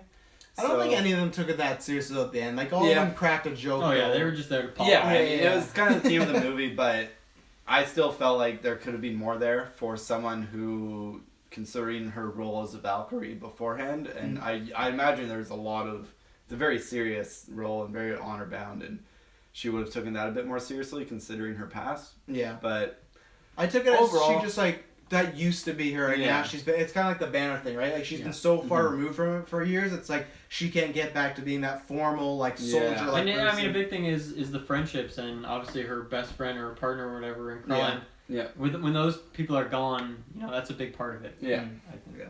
So I'd like to see more, and I'd like to see a more dynamic role from her, but I think in this film it wasn't a huge standout for me. Yeah. I guess the other thing too, I'll say, I'm biased because I just said like I love her a lot, but I think you two would agree I prefer her much over any of the Warrior 3 or Sif, like I feel for sure. That's thing Warrior like, 3 really good. Yeah, like at least she had some sort of just you guys listed off characteristics that she has. You can't do that with Sith. You can list off like meat eating guy, or like like that's what I mean. Like you just like you can list like a thing they do, but at least there's some character development or just some attributes that you're gonna be like, this is what actually a character. At least. Yeah, she had depth. Yeah. The other characters, the only thing that had depth was the knives to their Damn belly. it. Am I right? I was hoping you were gonna say that. I was like, I'm gonna come with this joke, and damn it. Taya Field, any thoughts on Valkyrie? The last one. Valk, the big Valk. I loved her. I thought she was awesome. 2 for 2. I would take her over. It seems like you just had that. He listened to our arguments. You just figured that No, I was thinking about the whole movie. I'm like, this chick, look out to your girlfriend. You gotta let her know. Oh, snap! I'm sure my girlfriend would be all on board with how, like with what? About, liking her as an actress. Okay. I bet you don't say. Where are you going with this? I don't know. I thought we were When's talking. the wedding in there, Yeah. No, I thought she was fantastic. I'd take her over the triple threat any day. I think that. Wait, didn't you like the triple threat? Yeah, but I mean. Wow. You keep making like almost Floridian. Falordian. Falordian. I don't know. I'm just saying what I think you're trying to say. Slips of like. Freudian. Thank you. Freudian slips of like three-way jokes. You're just like my girlfriend Freudian? would be. Freudian slip? Yeah. That's like when you're trying to penis and you just kind of say something you don't mean to say. That's what a Freudian slip is. Just like what you were saying about your girlfriend, and then you're just like, I love that triple threat. You keep saying things that insinuate that you're trying to throw a three-way with your girlfriend, her, and I'm not insinuating anything. I didn't pick up on that. Well, folks, let me know in the comments. He pretty much wrote it out. Yeah. But as I was saying, Did you see the way he's casually in his chair right now? Like, this is the big chill, and I'm ready to three-way it. He's ready for a big three-way. Big three-way. It was Scrapper 142. I hope you're watching. Hey. No, I think she was my number in the awesome. description. I think. I will leave. I have her number. It's 1142. I don't remember her number. What's the area code though? That's a problem. 555. Sakar. There's phone Sakar. Postal code. No, I thought she was awesome and fantastic. I love her development. I thought she was a straight up badass. I loved her Valkyrie armor when she donned that. Valkyrie? We're just It's like making a plural. it. It's plural. We can't talk It's today. pluralized. I'm pretty sure Valkyrie is plural. No, there's a Valkyrie. There's Valkyrie over there. I've never heard that before. I'm not gonna chime in. I'm not good with English to begin with, so I don't really know. I mean, I mostly made it up, but I think it works. I don't hate I it. wasn't Tell us more of this three-way. I wasn't expecting the part for it to drop. Like I thought, there was a little bit of suspicion when you see Thor fling the one guy, and then she flings the guy afterwards. I'm like, okay, she's Yeah. got something going on. And when they drop like she's an Asgardian, I'm like, okay, I knew my suspicions were correct. And it's like, you're a Valkyrie. Taylor's doing that World's thing. greatest detective.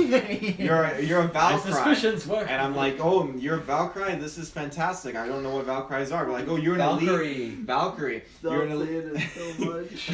Valkyrie, I think it's pronounced. You're an elite fighting force that's composed of women. This is badass, and Thor was just like chiming in and like, if I always wanted to be one, but I mean I couldn't because I was a woman, but I support that because I think women could mount to anything. And I can't remember what he said, but he's like, I follow you women, but not like a creep. Like, yeah, that's I thought that was really well done. something But Taylor Field would say. to be honest, like of all the characters I can relate to, I feel like I relate to the Rock guy. You know, he's just Yeah, so Korg innocent. is Korg. Yeah. I love Korg. Yeah. Corey. Do you want to shout out Korg for a second? There's not much depth, but he is a guy that, people might say, oh, it could be oversaturized. I would take him in almost every Marvel For a character movie. that has like as many jokes as he has, I think 100% of them landed for me. Yeah. I loved 100%. every single one of his jokes. Yeah, that's why I suggest, honestly, you And guys. it's not what you expect, right? Because he's just this big mass of rocks, Yeah. and he has like that really high pitched voice. His He's voice so really funny. comes off as like a kind of a Such a stereotypical caring guy, Canadian guys. Such a accent caring almost. guy. I suggest again for people that haven't watched them, watch his other films. You guys Oh, like yeah, specifically dude. What We Absolutely. Do in the Shadows. He acts in that There's one no that one he dealing with directed. shadows. Yeah, he acts in that one that he directed. It's a vampire spoof. He is phenomenal. He's some guy in interviews. He's like that in real life. Like that's not a big stretch for him playing. Like he's Is that so like his regular charismatic. voice?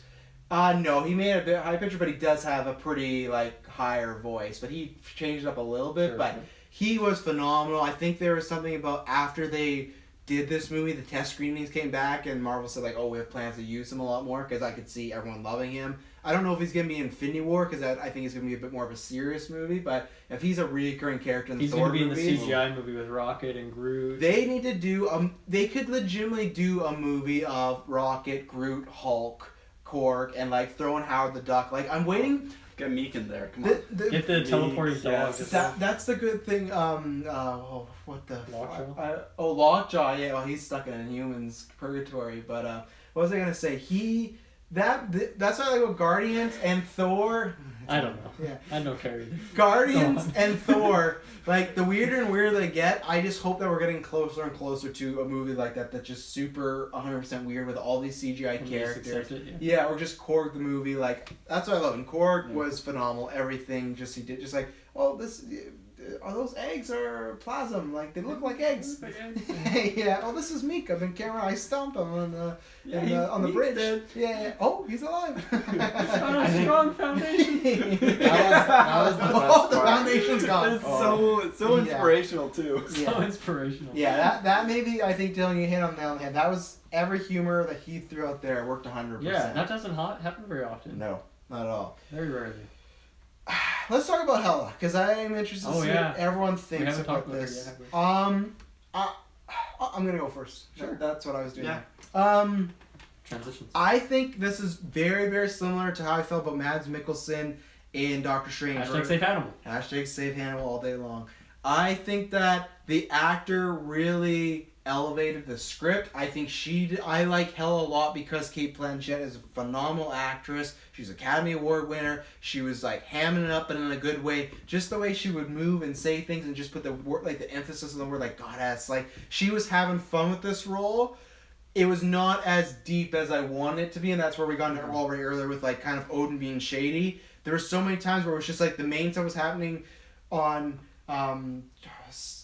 Sakaar and with Thor and Hulk, but then it felt like, oh, we're gonna see what Hela's doing. It was kind of just like this, okay, she's killing guards. That was cool, but it's just like, okay, she's destroying like Odin's bedroom. Like, I wish there was more. I think she's honestly gonna be in Infinity War. I'm not gonna spoil it for people that read the comics. There's a role that she could play in it, and the way she goes off in this film didn't seem like it was a death. She kind of just goes away, and we see characters come back like a Loki because of that. But I really liked her. But I still put her below Ego and below Vulture for me, where I actually thought it was going to be the other way the whole year. Since I saw a preview, I thought Hela was going to be better than those. I love Ego's connection with Star-Lord. Vulture was phenomenal. We talked a lot about him in Spider-Man. He was probably next to Loki the best Marvel villain because that's the difference. So you think of Homecoming, it started with Vulture. The very first scene was Vulture and you saw his story. I didn't feel like we got all of Hell's story. I felt like we got the middle and the Yeah. end. I think maybe more flashbacks of her and Odin. That's where Anthony Hopkins could have been Honestly, it used. could have started.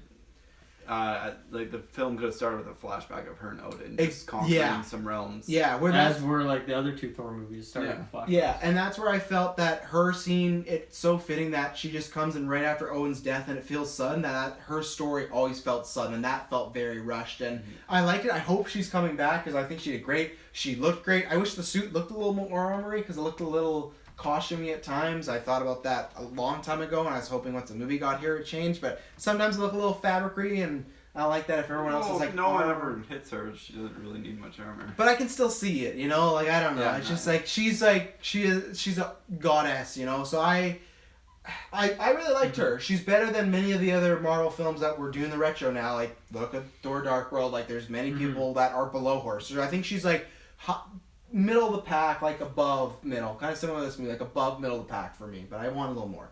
Yeah, I mean you pretty much said anything I had to say about Boom, her. A+. Boom, A+ for sure. Yeah, I would have liked some more depth on the character, some more backstory, or maybe some more explanations, because we get a couple scenes where we hear of her past, but I don't know, it doesn't feel that bad. It doesn't feel like it was just tacked on there, but I don't know, it wasn't really that compelling either. But I mean, she looked great. I loved the look, and I think the way, like the prowess of like the acting way she like walked around, she was very scary, intimidating. And I love the color scheme, and I love anytime she would do the hair thing and like spawn the antlers. And her fight scenes I enjoyed as well. She's just very strong, and I mean that scene from the trailer when she crushes the hammer, it was, even though I've already seen it a couple times in the trailer, it was still really good. They did change the location of it, though. Yeah, I was just gonna bring that up. They did a lot of misdirects in the not it was, necessarily misdirects, but like a lot of the trailer scenes it was the same scene but different location and different aesthetics a little bit. Yeah. They were planned, that's why. Originally they were, that scene that Odin, that's why the CGI is so bad, that scene with Odin, Thor, and Loki was apparently like in the middle of New York or something, and then when they watched the film and screened it, they're like, this doesn't work with them being the city to change it. So they didn't purposely be like, oh, we'll change it. They literally, the director said that. The green screen is so bad because it was rushed. I think so. I don't even think it's rushed. I think it's just that we had like an entire. They didn't have time to fly out to Norway. We had a different set piece planned for this, and it's like, well, we can CGI this lake here. And I was like, maybe you should have used some of that Disney money. Because it was in like an alleyway where she originally crushed the hammer. Yeah. And then another one that comes to mind was when Thor and Hulk went for that crazy punch. It seemed like it was at the very start of the fight in the trailer. And you didn't have the electricity. Yeah, and like Thor had the helmet on and all his armor was intact and everything. So and his eye too. When he landed on the bridge, it wasn't a missing eye. Yeah, I think that one was on purpose because they they're not going to. That's a big thing. How did you feel about the sister thing? Because she. In comics, she's sometimes been just a villain, but another time she's actually been Loki's daughter. So some people thought they were actually going to flip it and make her Loki's mother, which I kind of actually would have wanted. I can see that. She has the look for it. Yeah, but I don't think obviously that they're not going to go there now. That'd be a little incestuous. Yeah, that'd be a little bizarre. Yeah, I wish that would have. I don't think Disney would go there. No, I don't. I wish that would have happened because maybe it would have given Loki more to do. But I thought, as a comic fan, the sister thing was okay. It was all right. It worked its way in there, you know. I feel like in a lot of other movies that would really bother me just because it would seem kind of just tacked on there, or it's like an artificial, like, okay, now you have to care about this, she's more important now just because we said this thing rather than making you feel it. But yeah, I was fine with it. I think for me, I really like the look and whatnot. I think for me, the parts I didn't enjoy is just, it goes back to my opinions on Thor 1 and 2 is that I think Asgard is just generally quite boring. And so the fact that while everyone's off doing fun stuff, she's just chilling in Asgard doing things. I just don't care. Like I'm so bored with Asgard, and that's why I'm glad that it got fucking smashed to pieces because I'm done with that location. And never going back. And her sidekick dude was really boring. I didn't like that guy. I didn't like his jokes. I think that was intentional. I think he was intentionally not supposed to be funny. He's kind of be like this annoying guy. But for me, he was given like way too much screen time for what seemed like a character they were trying to make annoying. He's not so like the fact that at the fact that they were teaming up as well, I mean there was no like chemistry really between those characters. He just kind of gave her strange looks as he was like, oh, I don't approve of this, but he never actually said anything. There was no power struggle there, obviously, because she's a million times more powerful than him. In the So, comics, he yeah. is not that. He's much more just like a big bodyguard, like evil. I'm gonna do what you say. I think I would have liked that because Me too. it's like we have a Loki who's this guy who's evil but is always kind of like on the edge and dipping back and forth. So I don't need this random dude who I've never seen before. Well, and then another moment that I was kind of hoping that at the end when Loki's fighting a bunch of people, if Scourge was like her big right hand guy, he could have been the guy to take him out, or even Heimdall. But no, you have him like sneak on the ship and then come do the save, which did not feel warranted at all. I didn't care at all. But no, like comics, It was so telegraphed too. Yeah. Right? You could see from the first scene even that he teams up with her that he's gonna turn. He's gonna be a good guy in the end. yeah, and I really preferred his comic form, just being the heavy. He's here to be the executioner and kill people, Sure. and now he's like, and Sometimes you don't need a character to have like a whole bunch of depth and development. Sometimes you can just have a badass, right? Which is why I think Hela isn't really the worst villain, because even though the depth wasn't, I guess it wasn't well done, she was still like very badass and interesting, and you were into the scenes. well, and I think like I hate to be this guy, but if you think about something like Logan earlier this year, that's the reason we liked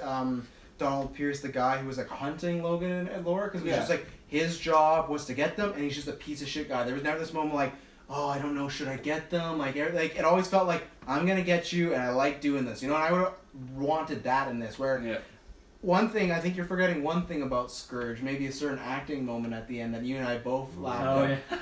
yeah. Scourge's death. See, I think that was on purpose. I don't know. I She kind of feel like it's on impales purpose. him with a blade, and he's like, like it felt just like Adam. Super in- bizarre reference, but it's exactly like.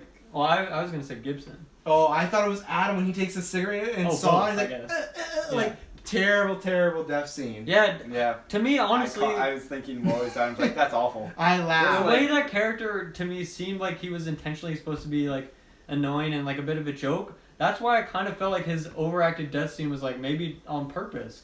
I don't know. It just seemed like it didn't fit with the way the rest of the movie was going. And it seems like that guy wasn't like character tacked on at the end. Seems like he was always kind of a plan to be in this movie and to be a character that you're supposed to maybe care about a little bit. His death scene felt like one of the deaths from the bad acting bullets in the Breads and Bursts skit we saw earlier. Another bizarre reference. But for the people who get it, they like it. Oh yeah. And also the nephew reference was to Jigsaw. People are like, why do you say nephew? Did you hear me when I said that? I heard you, Well, but okay. it didn't hit. When we were talking about like her revealing its sister, and Yeah. you're like, oh, when other movies do that, I said, what if she said I'm your nephew? So That would have been wild. go watch Jigsaw. What you guys got anything Or to say? don't. Watch our Actually, review. yeah, don't. Watch our Watch review. the though. review. Watch Not our the review. movie. Please Yeah. check our review. You guys got any thoughts on Scourge? For some reason, I thought Taylor was gonna love Scourge because I felt you were laughing quite a bit at the beginning big of the Scourge. humor. Because I'm agreeing with Dylan on the humor. Where, some of it worked, but not like that worked the least for me. Scourge, I don't think any of it It was was. just kind of I just want to see more Hela. I liked when he said that my guns are Dis and Troy. I that hit. I didn't like that there was a montage of him just like shooting. Oh, so Like that was like. He shot what? so many bullets in one clip. Yeah, that felt like Well, yeah, way that too too. long. That too. Yeah. That too. That was bothering me. You know, at this point in my life, after seeing so many movies, I accept that guns have an infinite amount of bullets, but I'm like, why is that in this movie? That doesn't fit at all. Yeah. At all. Well, especially they're not on Earth. You know, they don't have They're not access on to Earth. those bullets. No, that's his last clip, and he's popping off. I do feel like though after that, the Asgardian guard should we should go to Midgard and get some of these. They were Yeah, pretty also, handy. those bullets were surprisingly effective against those Armor. skeletons. With Yeah, Well, they'd already some died sort of once. weird They were pretty. mithril armor. They were pretty flimsy. They're just bones fair at enough. that Yeah, point. their armor's They're pretty. bones with like green. It's and- pretty rusted. Their armor and it's just like, Yeah. but you know, I don't know. I mean, they I don't know. they were slain in battle at one point, so clearly they're kind of Yeah, they're not the don't buy it. greatest guards in the I first don't buy place. it. Yeah. Taylor, did you love Scourge? And Hela, you haven't Scourge, talked about Hela. Scourge. I really Scourge. enjoyed Scourge at the beginning. I think he was freaking hilarious. Like the I opening loved scene. the opening scene. I loved He's his talking to whole those girls. his Dragon collections and stuff of stuff. I just thought that was imagine Collections that's how and stuff. Taylor talks to girls. He's like, "This is my stuff." Like This that's is my yeah. Des and Troy. You put them together, it's Destroy. That was really good. I did get Has a like really his good two laugh. arm blades. or My something. two wrist blades. But then the only beef I had with it was just so easily. He just threw a blanket over his head and just snuck onto the ship, and then his death It scene. worked for Thor though, so. Yeah, that's Thor. Thor Thor's has. You big, can't too. give him fat. Yeah. Thor built up Very all this big. pressure and everything, this story, and executed it so well. This guy just like he looked at what was going on. He dropped his axe and he found this blanket. Thor literally just took a rag and like wrapped Yeah, it but around where his did neck. this Yeah, guy- like, Thor actually had a reason to be hiding, whereas he like just kind of. Where did this guy even get the blanket though? Like, did he pull off with some little child or something? Probably. Why does it have to be a child? He might have murdered some woman in the crowd and took hers. Yeah. Possible. It's been known. His He's death still a scene- sketchy guy, He is despite sketchy. switching I just sides. like that you give the Thor scene a pass, but you won't give the Scourge one a pass. With Yeah, the maybe it's just blankets. that death scene, just like just. That was pretty much it. And his facial That's it. reaction too was just Oh, so Oh, it was on something. par with. How his, could this have happened? Like it wasn't good, but I mean, Hela. She's good in Lord of the Rings. Kate, was That's it. phenomenal. I think she delivered fantastically as Hela. I think she was a very cool villain, like very evil and sinister. But I mean, she's definitely not one of my favorite villains. Most villains. I don't know if they're all cool though. No, you said evil and sinister. That's kind Malekith? Didn't you say cool? I thought she was cool. I was going off the more evil sinister. Malekith, yeah. Great Ooh. character. Malekith and Ronan are my top favorites. Ronan? Oh, No, I'm Ronan. kidding. No, I definitely don't like He's your not kidding. typical villain who's just like I liked her kind of motives in the sense like I was disowned. I want to like claim my rightful place as the king or queen or whatever. But at Yeah. the same time, like we've seen that. It What's made a Loki's bit more story? sense. It made a bit. I liked it more than just I just want to destroy Asgard. Yeah. It made sense like I'm I the li- chosen yeah, one. Word. I We liked got- it. It was functional. I liked it Better than more average. how Odin kind of built it up as she's just like this evil being that just wanted to destroy everything. Mm. But from her point of view, she's just the rightful heir, and she doesn't even want to necessarily destroy Asgard. She just wants to continue conquering realms. Yeah, where he just want to be like, okay, Yeah. let's just She chill. just We wants got to grow. Asgard. She just wants her power to grow and assume her potential, I guess you could say. But see, it's funny because we got both of them. We got I can't remember his name. Surtur. Surtur. Okay, so we got Surtur who just I wanted think to you say a destroy- different thing every time. Surtur. No, it's Surtur. Surtur. He's been I've saying never Surtur. said that. You can go back to Surtur. Comic Con. Surtur. Surtur. But I Surtur. S-U-T-U-R. It's like cider. Surtur. Surtur. Surtur. Like sulfur, but not like sulfur. quite. Not But quite, more I guess, cider. no. I definitely feel like as far as villains go, like we got Surtur who wanted to destroy everything, and then we got Hela who just wanted to like get her rightful place on the throne, Yeah. which is stuff like we're used to that in superhero movies. That's why I like characters like Vulture and stuff. They have different motives. They have all these different reasons to why they're doing it. At the end of the day, they're not evil. In that sense, it's a point of view, and we see it as being evil, but that really gives so much more depth to the character. That's why I really liked Loki in that sense, because it was more than that, Yeah. just taking the throne. Yeah. But Hela was just, it seemed black and white in that aspect. But that being said, I still liked her. I think she was amazing for a Well, villain. I know it's off track, but that's another reason why I didn't love some stuff with Loki. I didn't like that when he got the thorn. The That- thorn. The Thorn. throne. The thorn in his rump. The throne. I felt like don't understand. I felt like Loki wouldn't have done what he was doing, like Yeah. building statues He and would chilling. have gone and continued to be Odin. Yeah. You did laugh at that part though, I thought, when Yeah, it you was saw the fucking big Loki hilarious. statue. Yeah, because that was. That was pretty I cool. liked that because That was like okay, he could do that. I liked Yeah. that, but I didn't like when I he's saw on the it. couch eating Mhm. grapes. It's like. I mean, the Matt Damon. When I saw the cameo was Loki great. statue, I thought that he made up some way for the Asgardians to believe that Odin had passed the throne on to Yeah. him, and then he would just be himself Yeah. ruling Asgard. And this is another Dark World thing. The way that Thor finds out, literally, he just gets back and he's like, "I know it's Loki," and he does. I mean, it was everything pretty like- obvious the way he was acting. It was, but that's why I didn't like that they yeah, wrote it to be I didn't so like obvious. that Loki was so bad at impersonating him. Where Loki is so like, where once again, like Dark World or not, he faked his death. He was smart enough to get the whole crown. He exiled Odin, but it's like, oh, when Thor shows it for the first time, he like cracks under pressure. It's like, Well, he wasn't expecting it. That's why he staged that guy to replace Heimlich. or- Hemdell. I still Hemdell. I still picture Loki. I'm like. Think about Loki. I'm gonna give them a second. Think about Loki in the very first Thor when Odin is in the Odin sleep and he's the king. Odin He's sleep. like really. You know you're cool if you have like a sleep name back. Yeah, he's like really alone. He has guards around him all the time. He's very guarded, like figuratively and literally. This felt. I know he's posing as Odin, but I still felt he'd feel like, okay, I'm posing as Odin. I maybe have to play it still a bit close to the chest. Like I just didn't feel what Loki would do. I wouldn't feel that he'd be doing comedic stuff.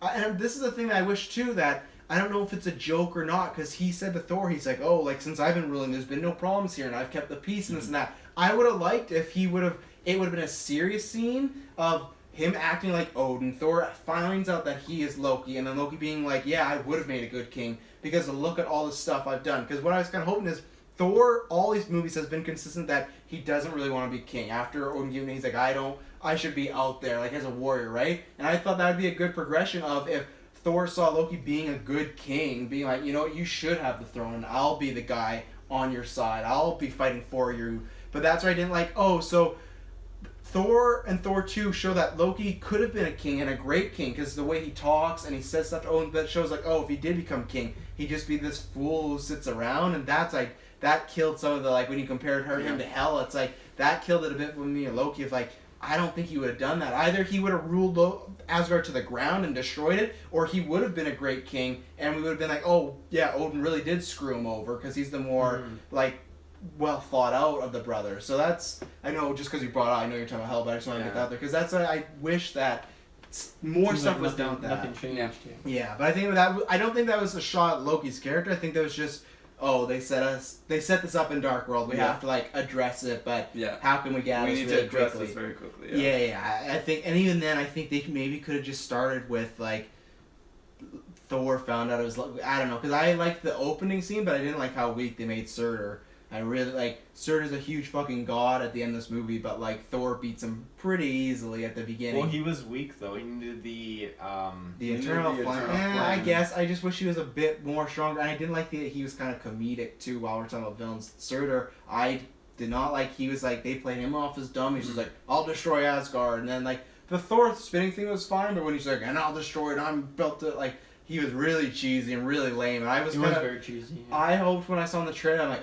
this could be their version of, like, the Balrog, you know, like this imposing, scary thing. But it's like, even when he was destroying Asgard, I was like, I will destroy. It was like, this is lame. Like, I didn't like that. Like, they could, that thing, like, not everything had to be kind of like Hulk a bit, just like a big dumb bad guy who's really strong. Yeah, not everything had to be comedic, and that's the problem with Scourge and them. Hela had some, like, comedic lines, and I thought they kind of worked, because she seems that kind of, like, cocky, like, kind of sarcastic character, so that worked. But with Scourge and Surtur, that was like, these guys have to be funny as well. Like, I don't know. So going back to when, I think it was Age of Ultron, when Thor was in, like, that pool area and he was having that dream sequence, was that him, like, foreshadowing towards Ragnarok happening? Yeah, that Surtur? Whedon didn't want that in the movie. They made him put that in to set it up, and to set up the stones as well. So I think that's what they planned Ragnarok to be, and then they're like, people don't really like the Dark World movie. Maybe we should give it to this, like, weird director, and he's gonna make a weird movie, and they achieved that. So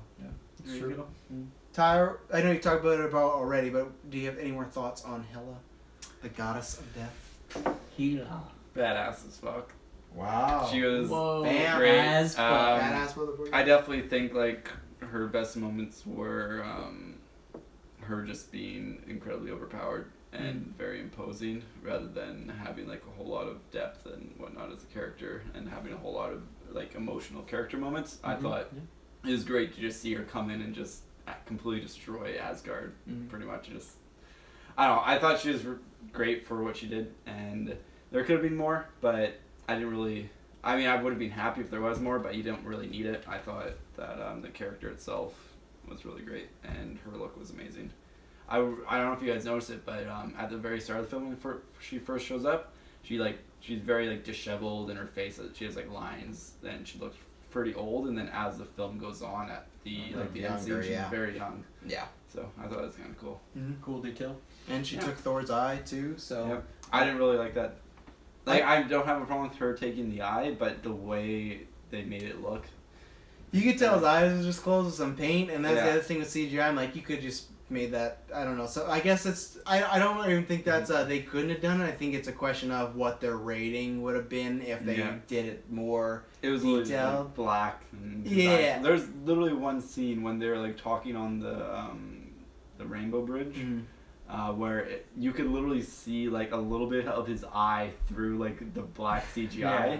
And I was like, I don't know if I like this, but I think it was a little distracting, and I don't know, like, and Dylan pointed out a good point, because at first I was like, oh man, poor Hemsworth has to wear this goddamn eye patch, but probably is CGI, but it's like, I don't know, I don't know, I like it in the sense of at least the characters are going through stuff, so it's a change in characters, and it shows that they're not, like, invulnerable. Yeah, exactly, so that's good and all, I don't know. That's the thing. It shows they're not invulnerable, but they're gods. They fall from like buildings, whatnot. So like, I guess is it just their eyes are just weaker? You know, like maybe it's just because Hell's blade. Exactly. So I'll take it that way. But you know, we'll see. I don't know if I need Thor with eye patch all the time, but I like it for the ramifications of like. It's okay, like I was saying, man. Doctor Strange is gonna get the thing. He's gonna turn back time. You think he'll fix it? He'll fix the hammer. He'll fix his face. I kind of like the look with the eye patch. I think there's a chance when you're talking about Odin. time travel and you're talking about, oh, I'm so glad Asgard is gone. I think there's a chance Asgard gets resurrected. If it does, but then it gets destroyed again, I'll be like, I don't think I it really hope it doesn't, because it just kind of just like ruins the point that Asgard's a people, not a place. Yeah. Like they had such a big show at that point. Multiple characters. And then all of a sudden, and then it's like, oh, but Asgard's back, so let's all go back there. We don't need to go back there. Well, No. It's a people, not a place. Yeah. I really hope they're now just like a space-faring people in a giant ship, and they're just nomadic. FTL style. That would be so cool. I'd love that. I don't know how long they're going to be space, whatever, living people after the end credit scene. I don't think that's, I think they're going to be a bunch of prisoners. But Thanos, or prisoners with jobs, I should say. Jobs. Yeah. Yeah. Yeah, I think that end credit scene was just to show that they're going to get taken and Thor will go off and do his own adventures and whatnot. So I think that all of them will get taken. I think if they get taken, he's not going to be doing his adventures. I think he's going to be trying to save them. I think he's going to be doing adventures. Trust me. I think that'll be the big stake, you know, in Infinity Wars. He's going to murder all these people. To save all the yeah. Wait, what? He's going to murder them all? Like Thanos will. Oh, yeah, so he's going to save those people. One by one. Thanos is there primarily because of the Tesseract. That could be a thing where it bites him in the ass of, hey, I could sense that your brother had, and then another thing where Thor's like, but like, I don't think Thor could get mad at Loki for taking the Tesseract, to be honest. I know it's a sneaky thing, but at the same time, I don't know if you want this Infinity Stone just like in the universe, but who knows, that could be a reason, or Loki could use that as like a bargaining tool for Thanos, right? Of like, hey, you know, and they've never really had scenes together. They've had like meetings because of Avengers, but I don't think there's actually been a scene of Loki and Loki and Thanos together. Didn't Loki get teleported to like that one place? He was talking to like Thanos' advisors. We never saw him talk to Thanos. But Thanos was there, wasn't he? I think he was there, or he was like holographically there. Well, yeah, I think his chair, but like you never see them talk. Okay, or they don't so, direct him. Yeah, so that's coming, and I think it's not good. Not good chances for Loki. Maybe that's right when the Guardians come in. And there's like, screw you, Thanos. I think so. Get out of here. I think Infinity War, if you look at the way the poster is, I think the first Infinity War is going to be very, very much Two Towers-ish of like, you have Cap in this team over there, you have Iron Man in this team there, and then I think at the end they'll come together as all best buddies again. And then best buddies. Avengers 4 will be like, we're a good team and we're going to go. And I think someone will die and be the impetus to be like, oh, this is why we should team up again, you know. I gotta say, I love the look of Thor's team now. Oh, like, it just the shot at the very end of him in the throne and like all the characters they introduced around him. It's like, oh, that looks so sick. It's a funny team. I want a movie of them. I think we'll get it. You kind of just got one, sort of. Yeah, another one. Yeah. Another one. I want a Guardians of the Galaxy 2. Keep going. Yeah. Thor 4. You said Matt Damon. I didn't clue into Matt Damon. Where was he? What the fuck? No one said Matt Damon. Two things. Yeah, no one said Matt Damon. I thought Dylan said Matt Damon. And how did you not? What do you mean not clue into? Do you know why he's talking about Matt Damon? No. So you have no idea why everyone was laughing hysterically in the theater at one moment. Okay. So when they're doing, I did say Matt Damon. Oh, you did? Okay. Yeah. When they're doing the stage play, remember when Sam Neill, who plays Alan in Jurassic Park, he plays Odin. Yeah. Who was playing Loki? I didn't recognize. It was Matt Damon. Was it actually Matt It Damon? was actually Matt Damon. Wait, what? You didn't notice that? Well, why were you giving me flack if I said Matt Damon? You're like, what do you mean Matt Damon? Well, because I didn't hear I didn't hear him say Matt Damon, so I thought you just crazily were like Matt Damon. No. Oh, okay. No. Fine, let's strike that. But I can't believe you guys didn't see That's like the only reason I that don't scene know was that so at all. funny. Yeah. Holy shit. Yeah. No, he blended in like with just being a random guy as far as I was Yeah. concerned. He doesn't look, he's Matt Damon. He's not a random guy. Yeah, he looked I exactly have to like watch that again then. I gotta watch it again too. Oh, He was in there. I will Right honestly on. say I have no idea who was Thor. I'm gonna look into it, and I Yeah. imagine No, it's I didn't somebody, but recognize because it. the beard and the hair, I know, but I don't Yeah, think it's Thor anybody Ragnarok. too. I think they big. just got someone who had the beard, the hair, and could cry on command. The only reason I'm That was the only worried. requirement for that job. The only reason I'm worried that I'm I not. could have done it. The only reason I'm worried I'm not catching it is because I'm both just trying to picture you now in that scene with Matt Damon, and it's great.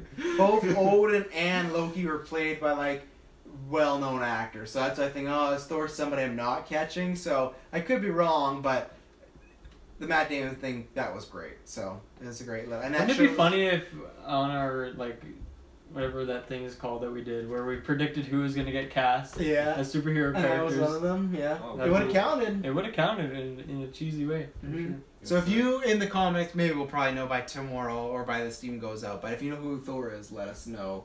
I'll give a big shout out to Jeff Goldblum because Mhm. I said that earlier, but I loved him in this. His humor Oh, was yeah. great. His little, like, weird, violent sidekick was great, too, of just, like, you're a B word and or what is trash? Like, that doesn't even start with B. It just feels like you were wanting to say trash no matter what the letter was. Like, I think this shows how to use Jeff Goldblum because I think a lot of people don't know they overplay him or they underplay him. Yeah. This, they use him just amount. They use his weirdness perfectly. Because like I Goofy, said, yeah, sometimes it felt like he had like a minor dark side, but just still, it was like there, you know. And I loved him. Even stuff when he was just big on the screen and stuff like that. And it didn't feel like he was a complete idiot, which Golden sometimes they make him feel like that. So it felt like this guy is the Grandmaster for a reason. Will we ever know that? I don't know. But throw him and the Collector in that fucking Korg and whatever movie. You know, like throw just the weirdo side characters in that movie and do that. No, he's. I mean, just like this whimsical, fun sort of dude, but also obviously he's like the most powerful person on this planet, and you can see that like that arena just has like an obscene amount of people, and he's just big chilling in there. And for people that don't know, maybe you guys And like he's- that melting staff, like Oh yeah, and then he's just like, Jesus. he like goes to hand the melting stuff. He's like, no, I don't need that. He interrupted me. That's not a capital offense. Yeah. Oh. For you guys that Great may not times. know, and the fans, they probably know because you know we got the interwebs. But he is the Collector's brother in Guardians. So Yeah. the guy who's like the creepy guy with the white hair, Benicio del Toro, that keeps all that stuff. That's his brother. So Makes sense. I think at some point in Infinity War they're gonna meet up, and that'll be exciting as well. So Yeah, that'd be fun. I really like that character, and I really like that planet and that world. Just like the structure of all the buildings they had. Yeah. It was very unique. Mhm. And I'd they be just had down like a to bunch of go- wormholes with like garbage flying through. Is Devil's Very- Anus. yeah, well, like there was multiple though. There was like just- It was Oh, I literally know. surrounded by those. yeah, like I don't know. It's a super weird place, but very unique at the same time. I don't know. I was just intrigued when the characters were walking around and just seeing like the culture of this place. I'm down to go back if they Yeah. ever want to. What is that place Honestly, called? the Guardians go there. Sakaar. Yeah. Yeah, it is based off. If people don't know what they did do is because Marvel, that's a weird deal. They can't make a solo Hulk film, so they took Planet Hulk, which is a very big comic. It's where the Illuminati.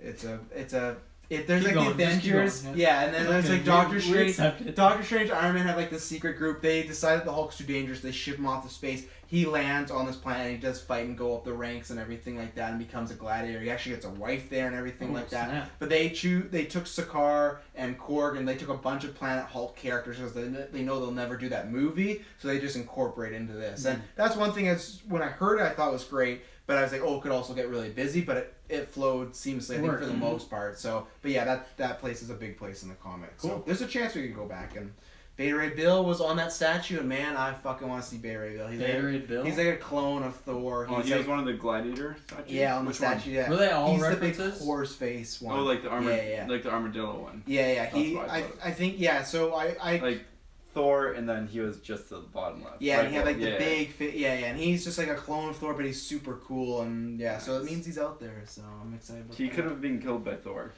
Damn, Doug. He's like Doug. Damn Doug. Yeah. Killed by Thor, Well, killed by there's another Hulk. Doug. See a new Doug. He could have been, because I feel like as the statues go up, is the previous champions, and then each one above it was the one who defeated the last champion. But doesn't it go up like in 2 lines? It's Yeah, kinda but it was like bam, bam, bam, Oh, was it? bam, and then Hulk was just in the middle. But Grandmaster does say Working some on it. people They're that beat the working. champion could leave, so there's a chance maybe they did retire eventually. Yep. He's out Could there, be. I'm hoping. So he's a strange character.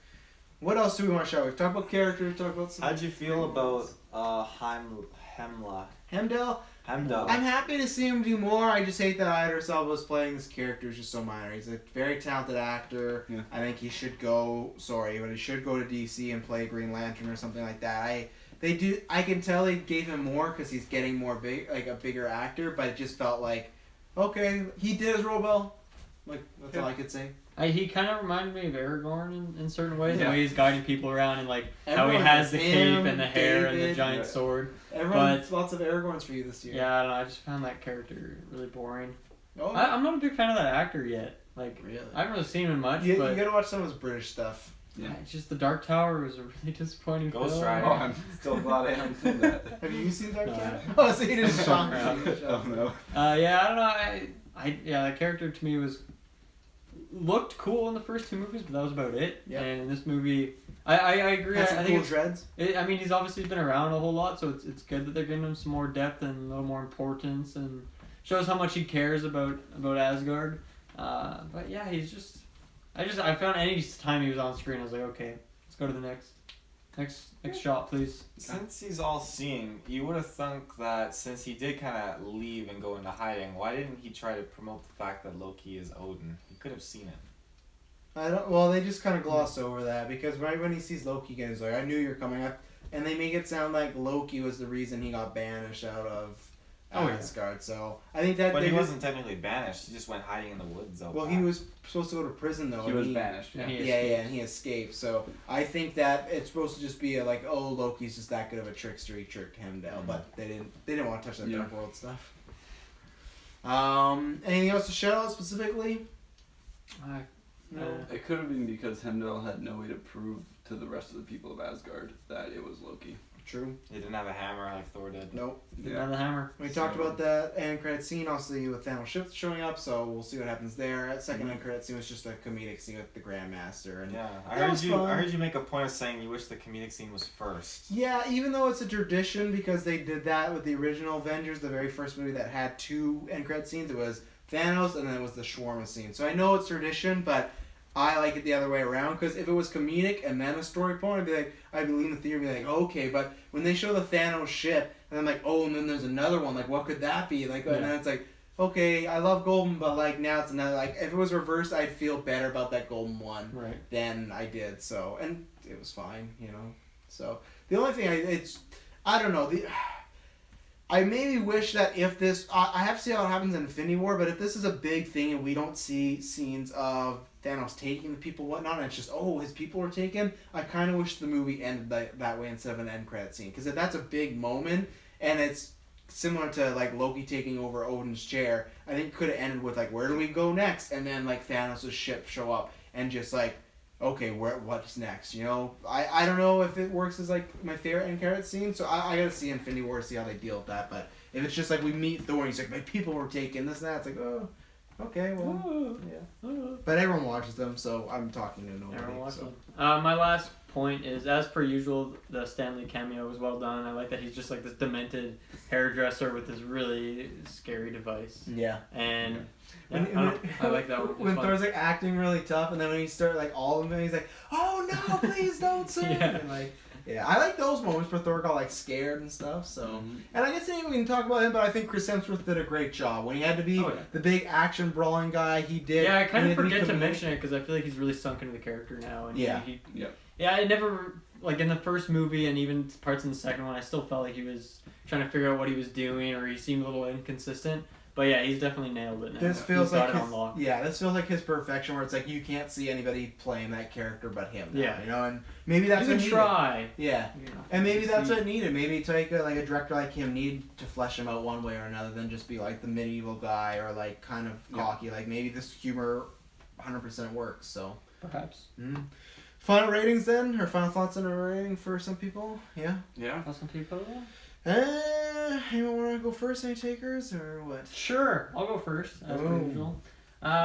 Yeah, I mean, you heard it all here. I think this movie has, for me, I had fun watching like most of this movie. There's a few scenes that were maybe a bit slower. I wasn't super into the characters, but for the most part, like the characters, even though they have some cons, I was still interested. Like Hela. Yes, she's maybe not the best villain around, but I still enjoyed like most of her scenes. And I really liked seeing just certain characters play off each other. Like obviously Thor and Loki is always a fun relationship to see, and I think, once again, while Loki maybe this wasn't the best Loki we've seen, I still really liked his scenes with Thor, and I really liked the use of Hulk just because we haven't seen him in a while, and so we got to see a lot of Hulk, we got to see a lot of Bruce Banner, and that was nice. I think this movie took a direction a lot different than the other two Thors for a variety of reasons. I think it took some pages out of the Guardians book, obviously, and I think it did it well. It was fun, it was colorful, the music, while it wasn't the same kind of music as Guardians, it was still a step in a different direction, and I think it was unique and memorable. I like to see Doctor Strange, even though he's only in it for a minute or two. So yeah, overall, I quite enjoyed this movie. I'm trying to think of where it would rank this year for me in terms of comic book movies, because it felt like something like different, even though I compared it to Guardians. But like I said at the start of the cast, I compared this movie more to Guardians 1, whereas Guardians 2 kind of took that series in a different direction. Yeah. So yeah, I really enjoyed this movie. I'll definitely watch it again, I'm sure, when it shows up on Netflix or wherever it may show up. Disney streaming app. Yeah.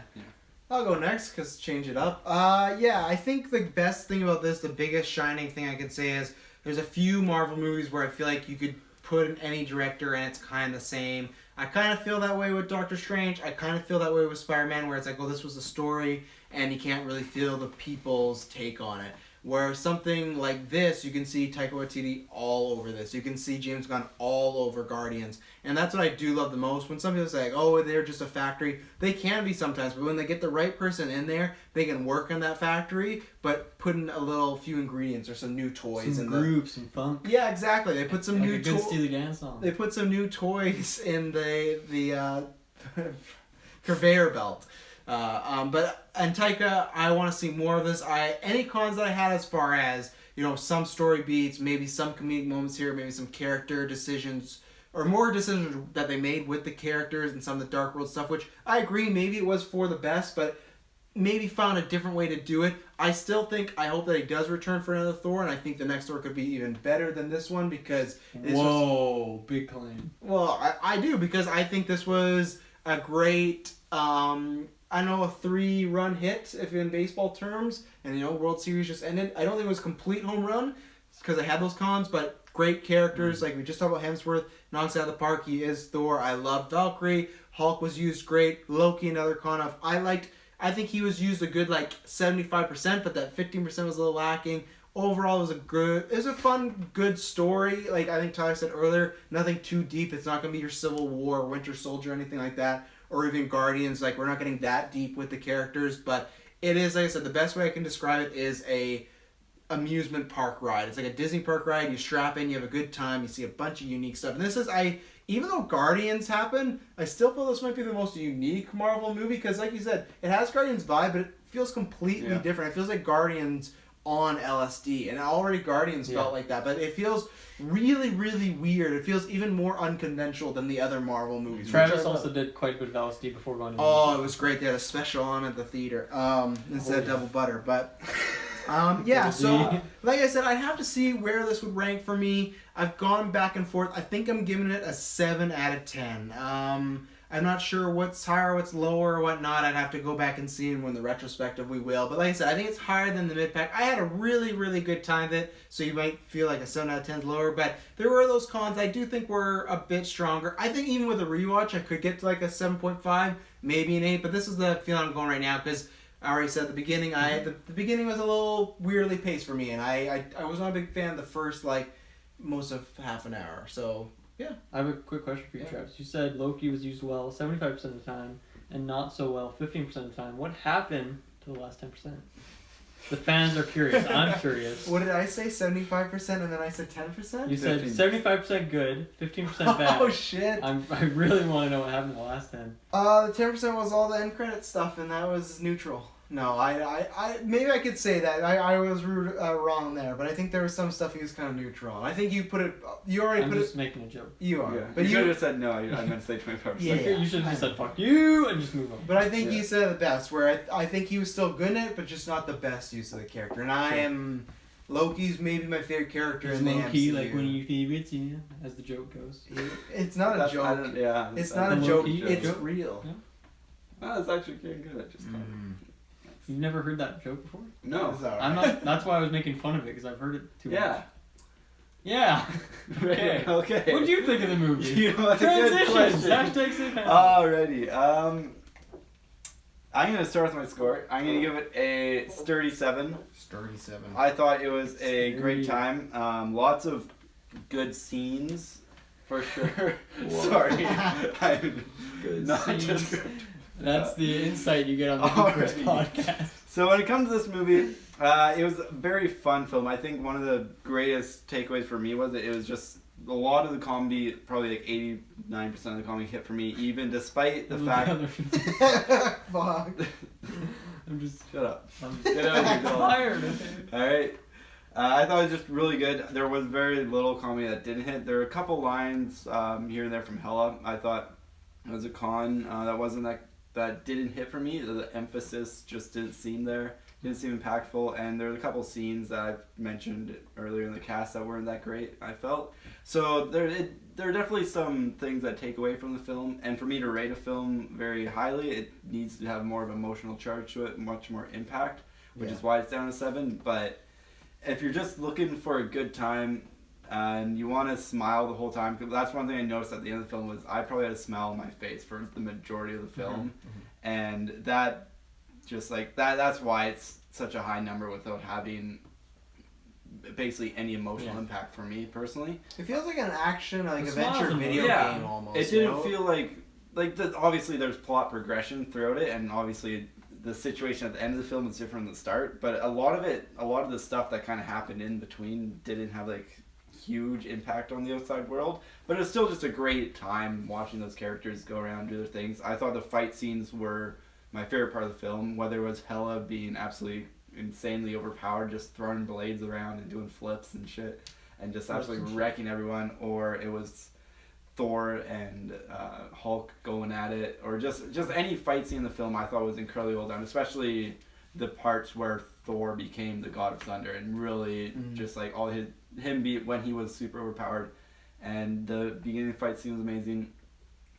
So overall, like, great comedy and great fights and just a fun theater movie to go to. But when it comes down to it, if you're not looking for comedy and action, you want to go see a great emotional film, like you want to see a film like Logan, for example, something like that, something with depth. I can't really recommend this to you. Like, this isn't something that I would recommend to everyone, but I think overall great film. I love that Marvel's trying new things, and I love that it had a Guardians vibe, but it found its own place. Yeah. It's not just Guardians, but with Thor. It's Thor with cool space things and great music. Yeah. So overall, I really enjoyed it, but I definitely think that Marvel has still a little bit of work to do with Thor and the kind of feel they want to go for it. I really, really, really enjoyed this movie. 3 really. What a great way to pass. Triple threat again, another 3-way. Triple threat. I Double think entendre. that they did so many things right with this movie. Triple entendre. The way it started to the way it ended, I was just sucked into it. Oh. And I feel like Sucks in. being pulled into this world, Ooh, I loved it. And not Sucked just and pulled. not just the world of Asgard with the triple threat getting Triple T. killed, Big but TT. just getting pulled to all these different other planets and stuff, and all these different characters and the chemistry and the bonds and everything, and just like I just Bombs. love the bonds. I know. Bonds. I know. I love seeing all the connections between all these different characters that we never really got before. We didn't see much, a lot of Thor and Hulk. We got a little bit, but not a lot before on this scale. We didn't get to see Doctor Strange interact with really any of these characters ever, and now we get to we see. still didn't really. A whole lot. Kind of a bit. I get where you're going for, Taylor. It was so cool and fresh on so many levels, and I just cool Friday. I'm the sold. type of tomato, I think. I'm gonna go see this movie again in theaters. I feel like ideally I'm not big on 3D movies, but I feel like this was a movie I'd kind of be interested to see in 3D. I feel like it's very colorful and vibrant. It would work with 3D very well. So then you're gonna put And a sheet LSD. of plastic over your eyes and take out that color and vibrant. Then you know. You know what? 3D movies nowadays aren't nearly as bad as they were, honestly, a year ago. But still, But they're not much better. Either. Yeah, the selling point I is would aren't say- nearly as bad. I would say like War for the Planet of the Apes. I saw that in 3D twice, and both times I thought it was amazing. But you I didn't see. didn't think the 3D took away from the film at Have all. you seen it in 2D though? No. There you go. That's the true. ultimate question. That's a very I've good seen point. it in 4D. Yeah. No. Have you seen it in Thor D? Yeah. That's a low key joke. Oh no. I'm gonna go home. Taylor, take it away. The jokes they sat with me so well. I laughed so good. Like, and I got both of my dinosaur experts in there. I can't True. have any hate. You in what, that. sorry? Both the dinosaur experts. Oh, right. Who are the dinosaur experts? I Like shouted this. him out earlier. Sam Neill, Dr. Alan Grant. He was the fake Odin in There was the also play. 2 or was it 3 Lord of the Rings peeps as well. And then Okay. Jeff Goldblum was from Jurassic Park as well. Okay. Yeah. It was just Gotcha. fantastic. I mean, I'm gonna give it. My only deduction is because of.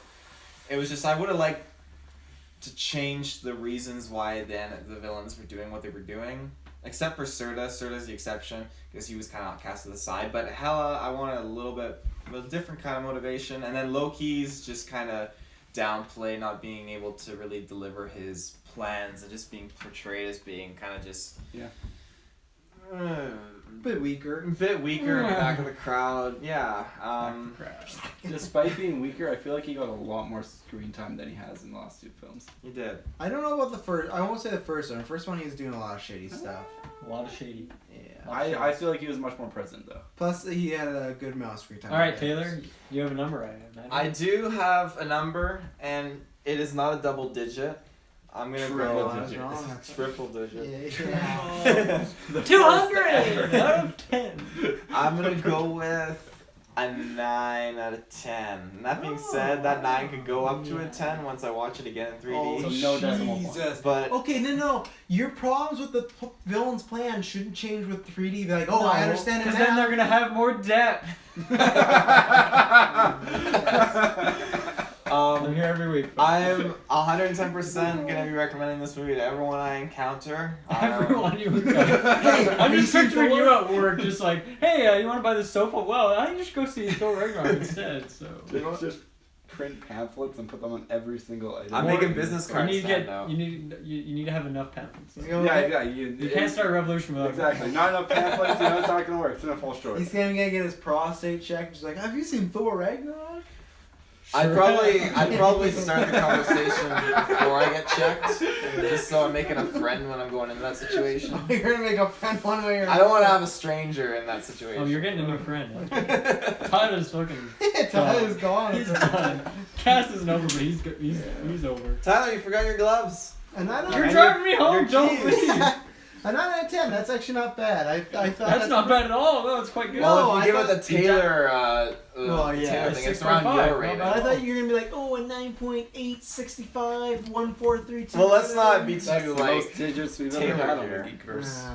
Well, Taylor, where can they find the rest of our Marvel reviews, the Justice League Marvel. review coming up, and our 24-hour stream? Well, for sure, you guys can tune in. You took that joke just from me. Oh, but adding you used to it that. well. What? Did you use that? Like Thor D. I already Okay, go use on. the Thor pun. Just like Well, you Talk guys, with your internet, your data, we're save the money and donate to us instead because we're Data worth it. money. So, go on to Or Google. donate to our 24-hour stream for charity for I was Lazy gonna Children's get to that, Hospital. though. We don't want your money. I didn't want to This just Saturday. drop it though on them. Like I wanted to build up the anticipation, like where you can find that link to our 24-hour live stream is on our Facebook, and it's going to be Facebook GeekVerse Space Podcast in the search bar. You're going to find that tons of content. Like I said, Rod or not, Roddy. Assassin's Stop Creed, Geeks clapping Creed, your tons of stuff. I'm going to stop slapping and clapping my hands because Travis says it's not good. I'm sorry, fans in the microphone, it's not good. Travis, what else didn't they find? Go to Facebook and Twitter. Most importantly, Facebook and Twitter. This weekend we'll Go to Facebook and Twitter. Facebook and Twitter. I'm just getting it from all angles, just like Taylor. Ayo! Just like Taylor and that three-way he's Taylor gonna have time. later on. Have fun explaining that to your girlfriend. Whoop.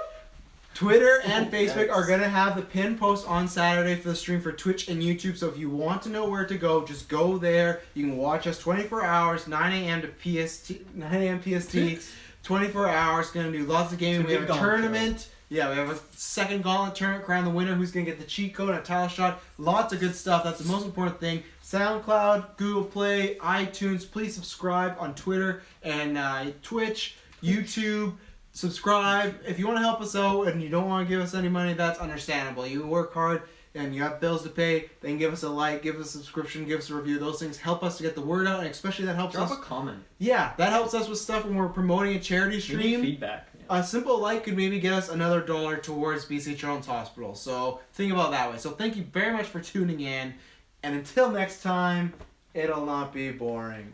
Or next time it won't be boring. I don't know. Good I'm so night. fucking tired. And good morning. Later, nerds. Whenever you hear from us next, it won't be boring. I have to urinate. Wow. Yikes. Yowzes. Ka-chow.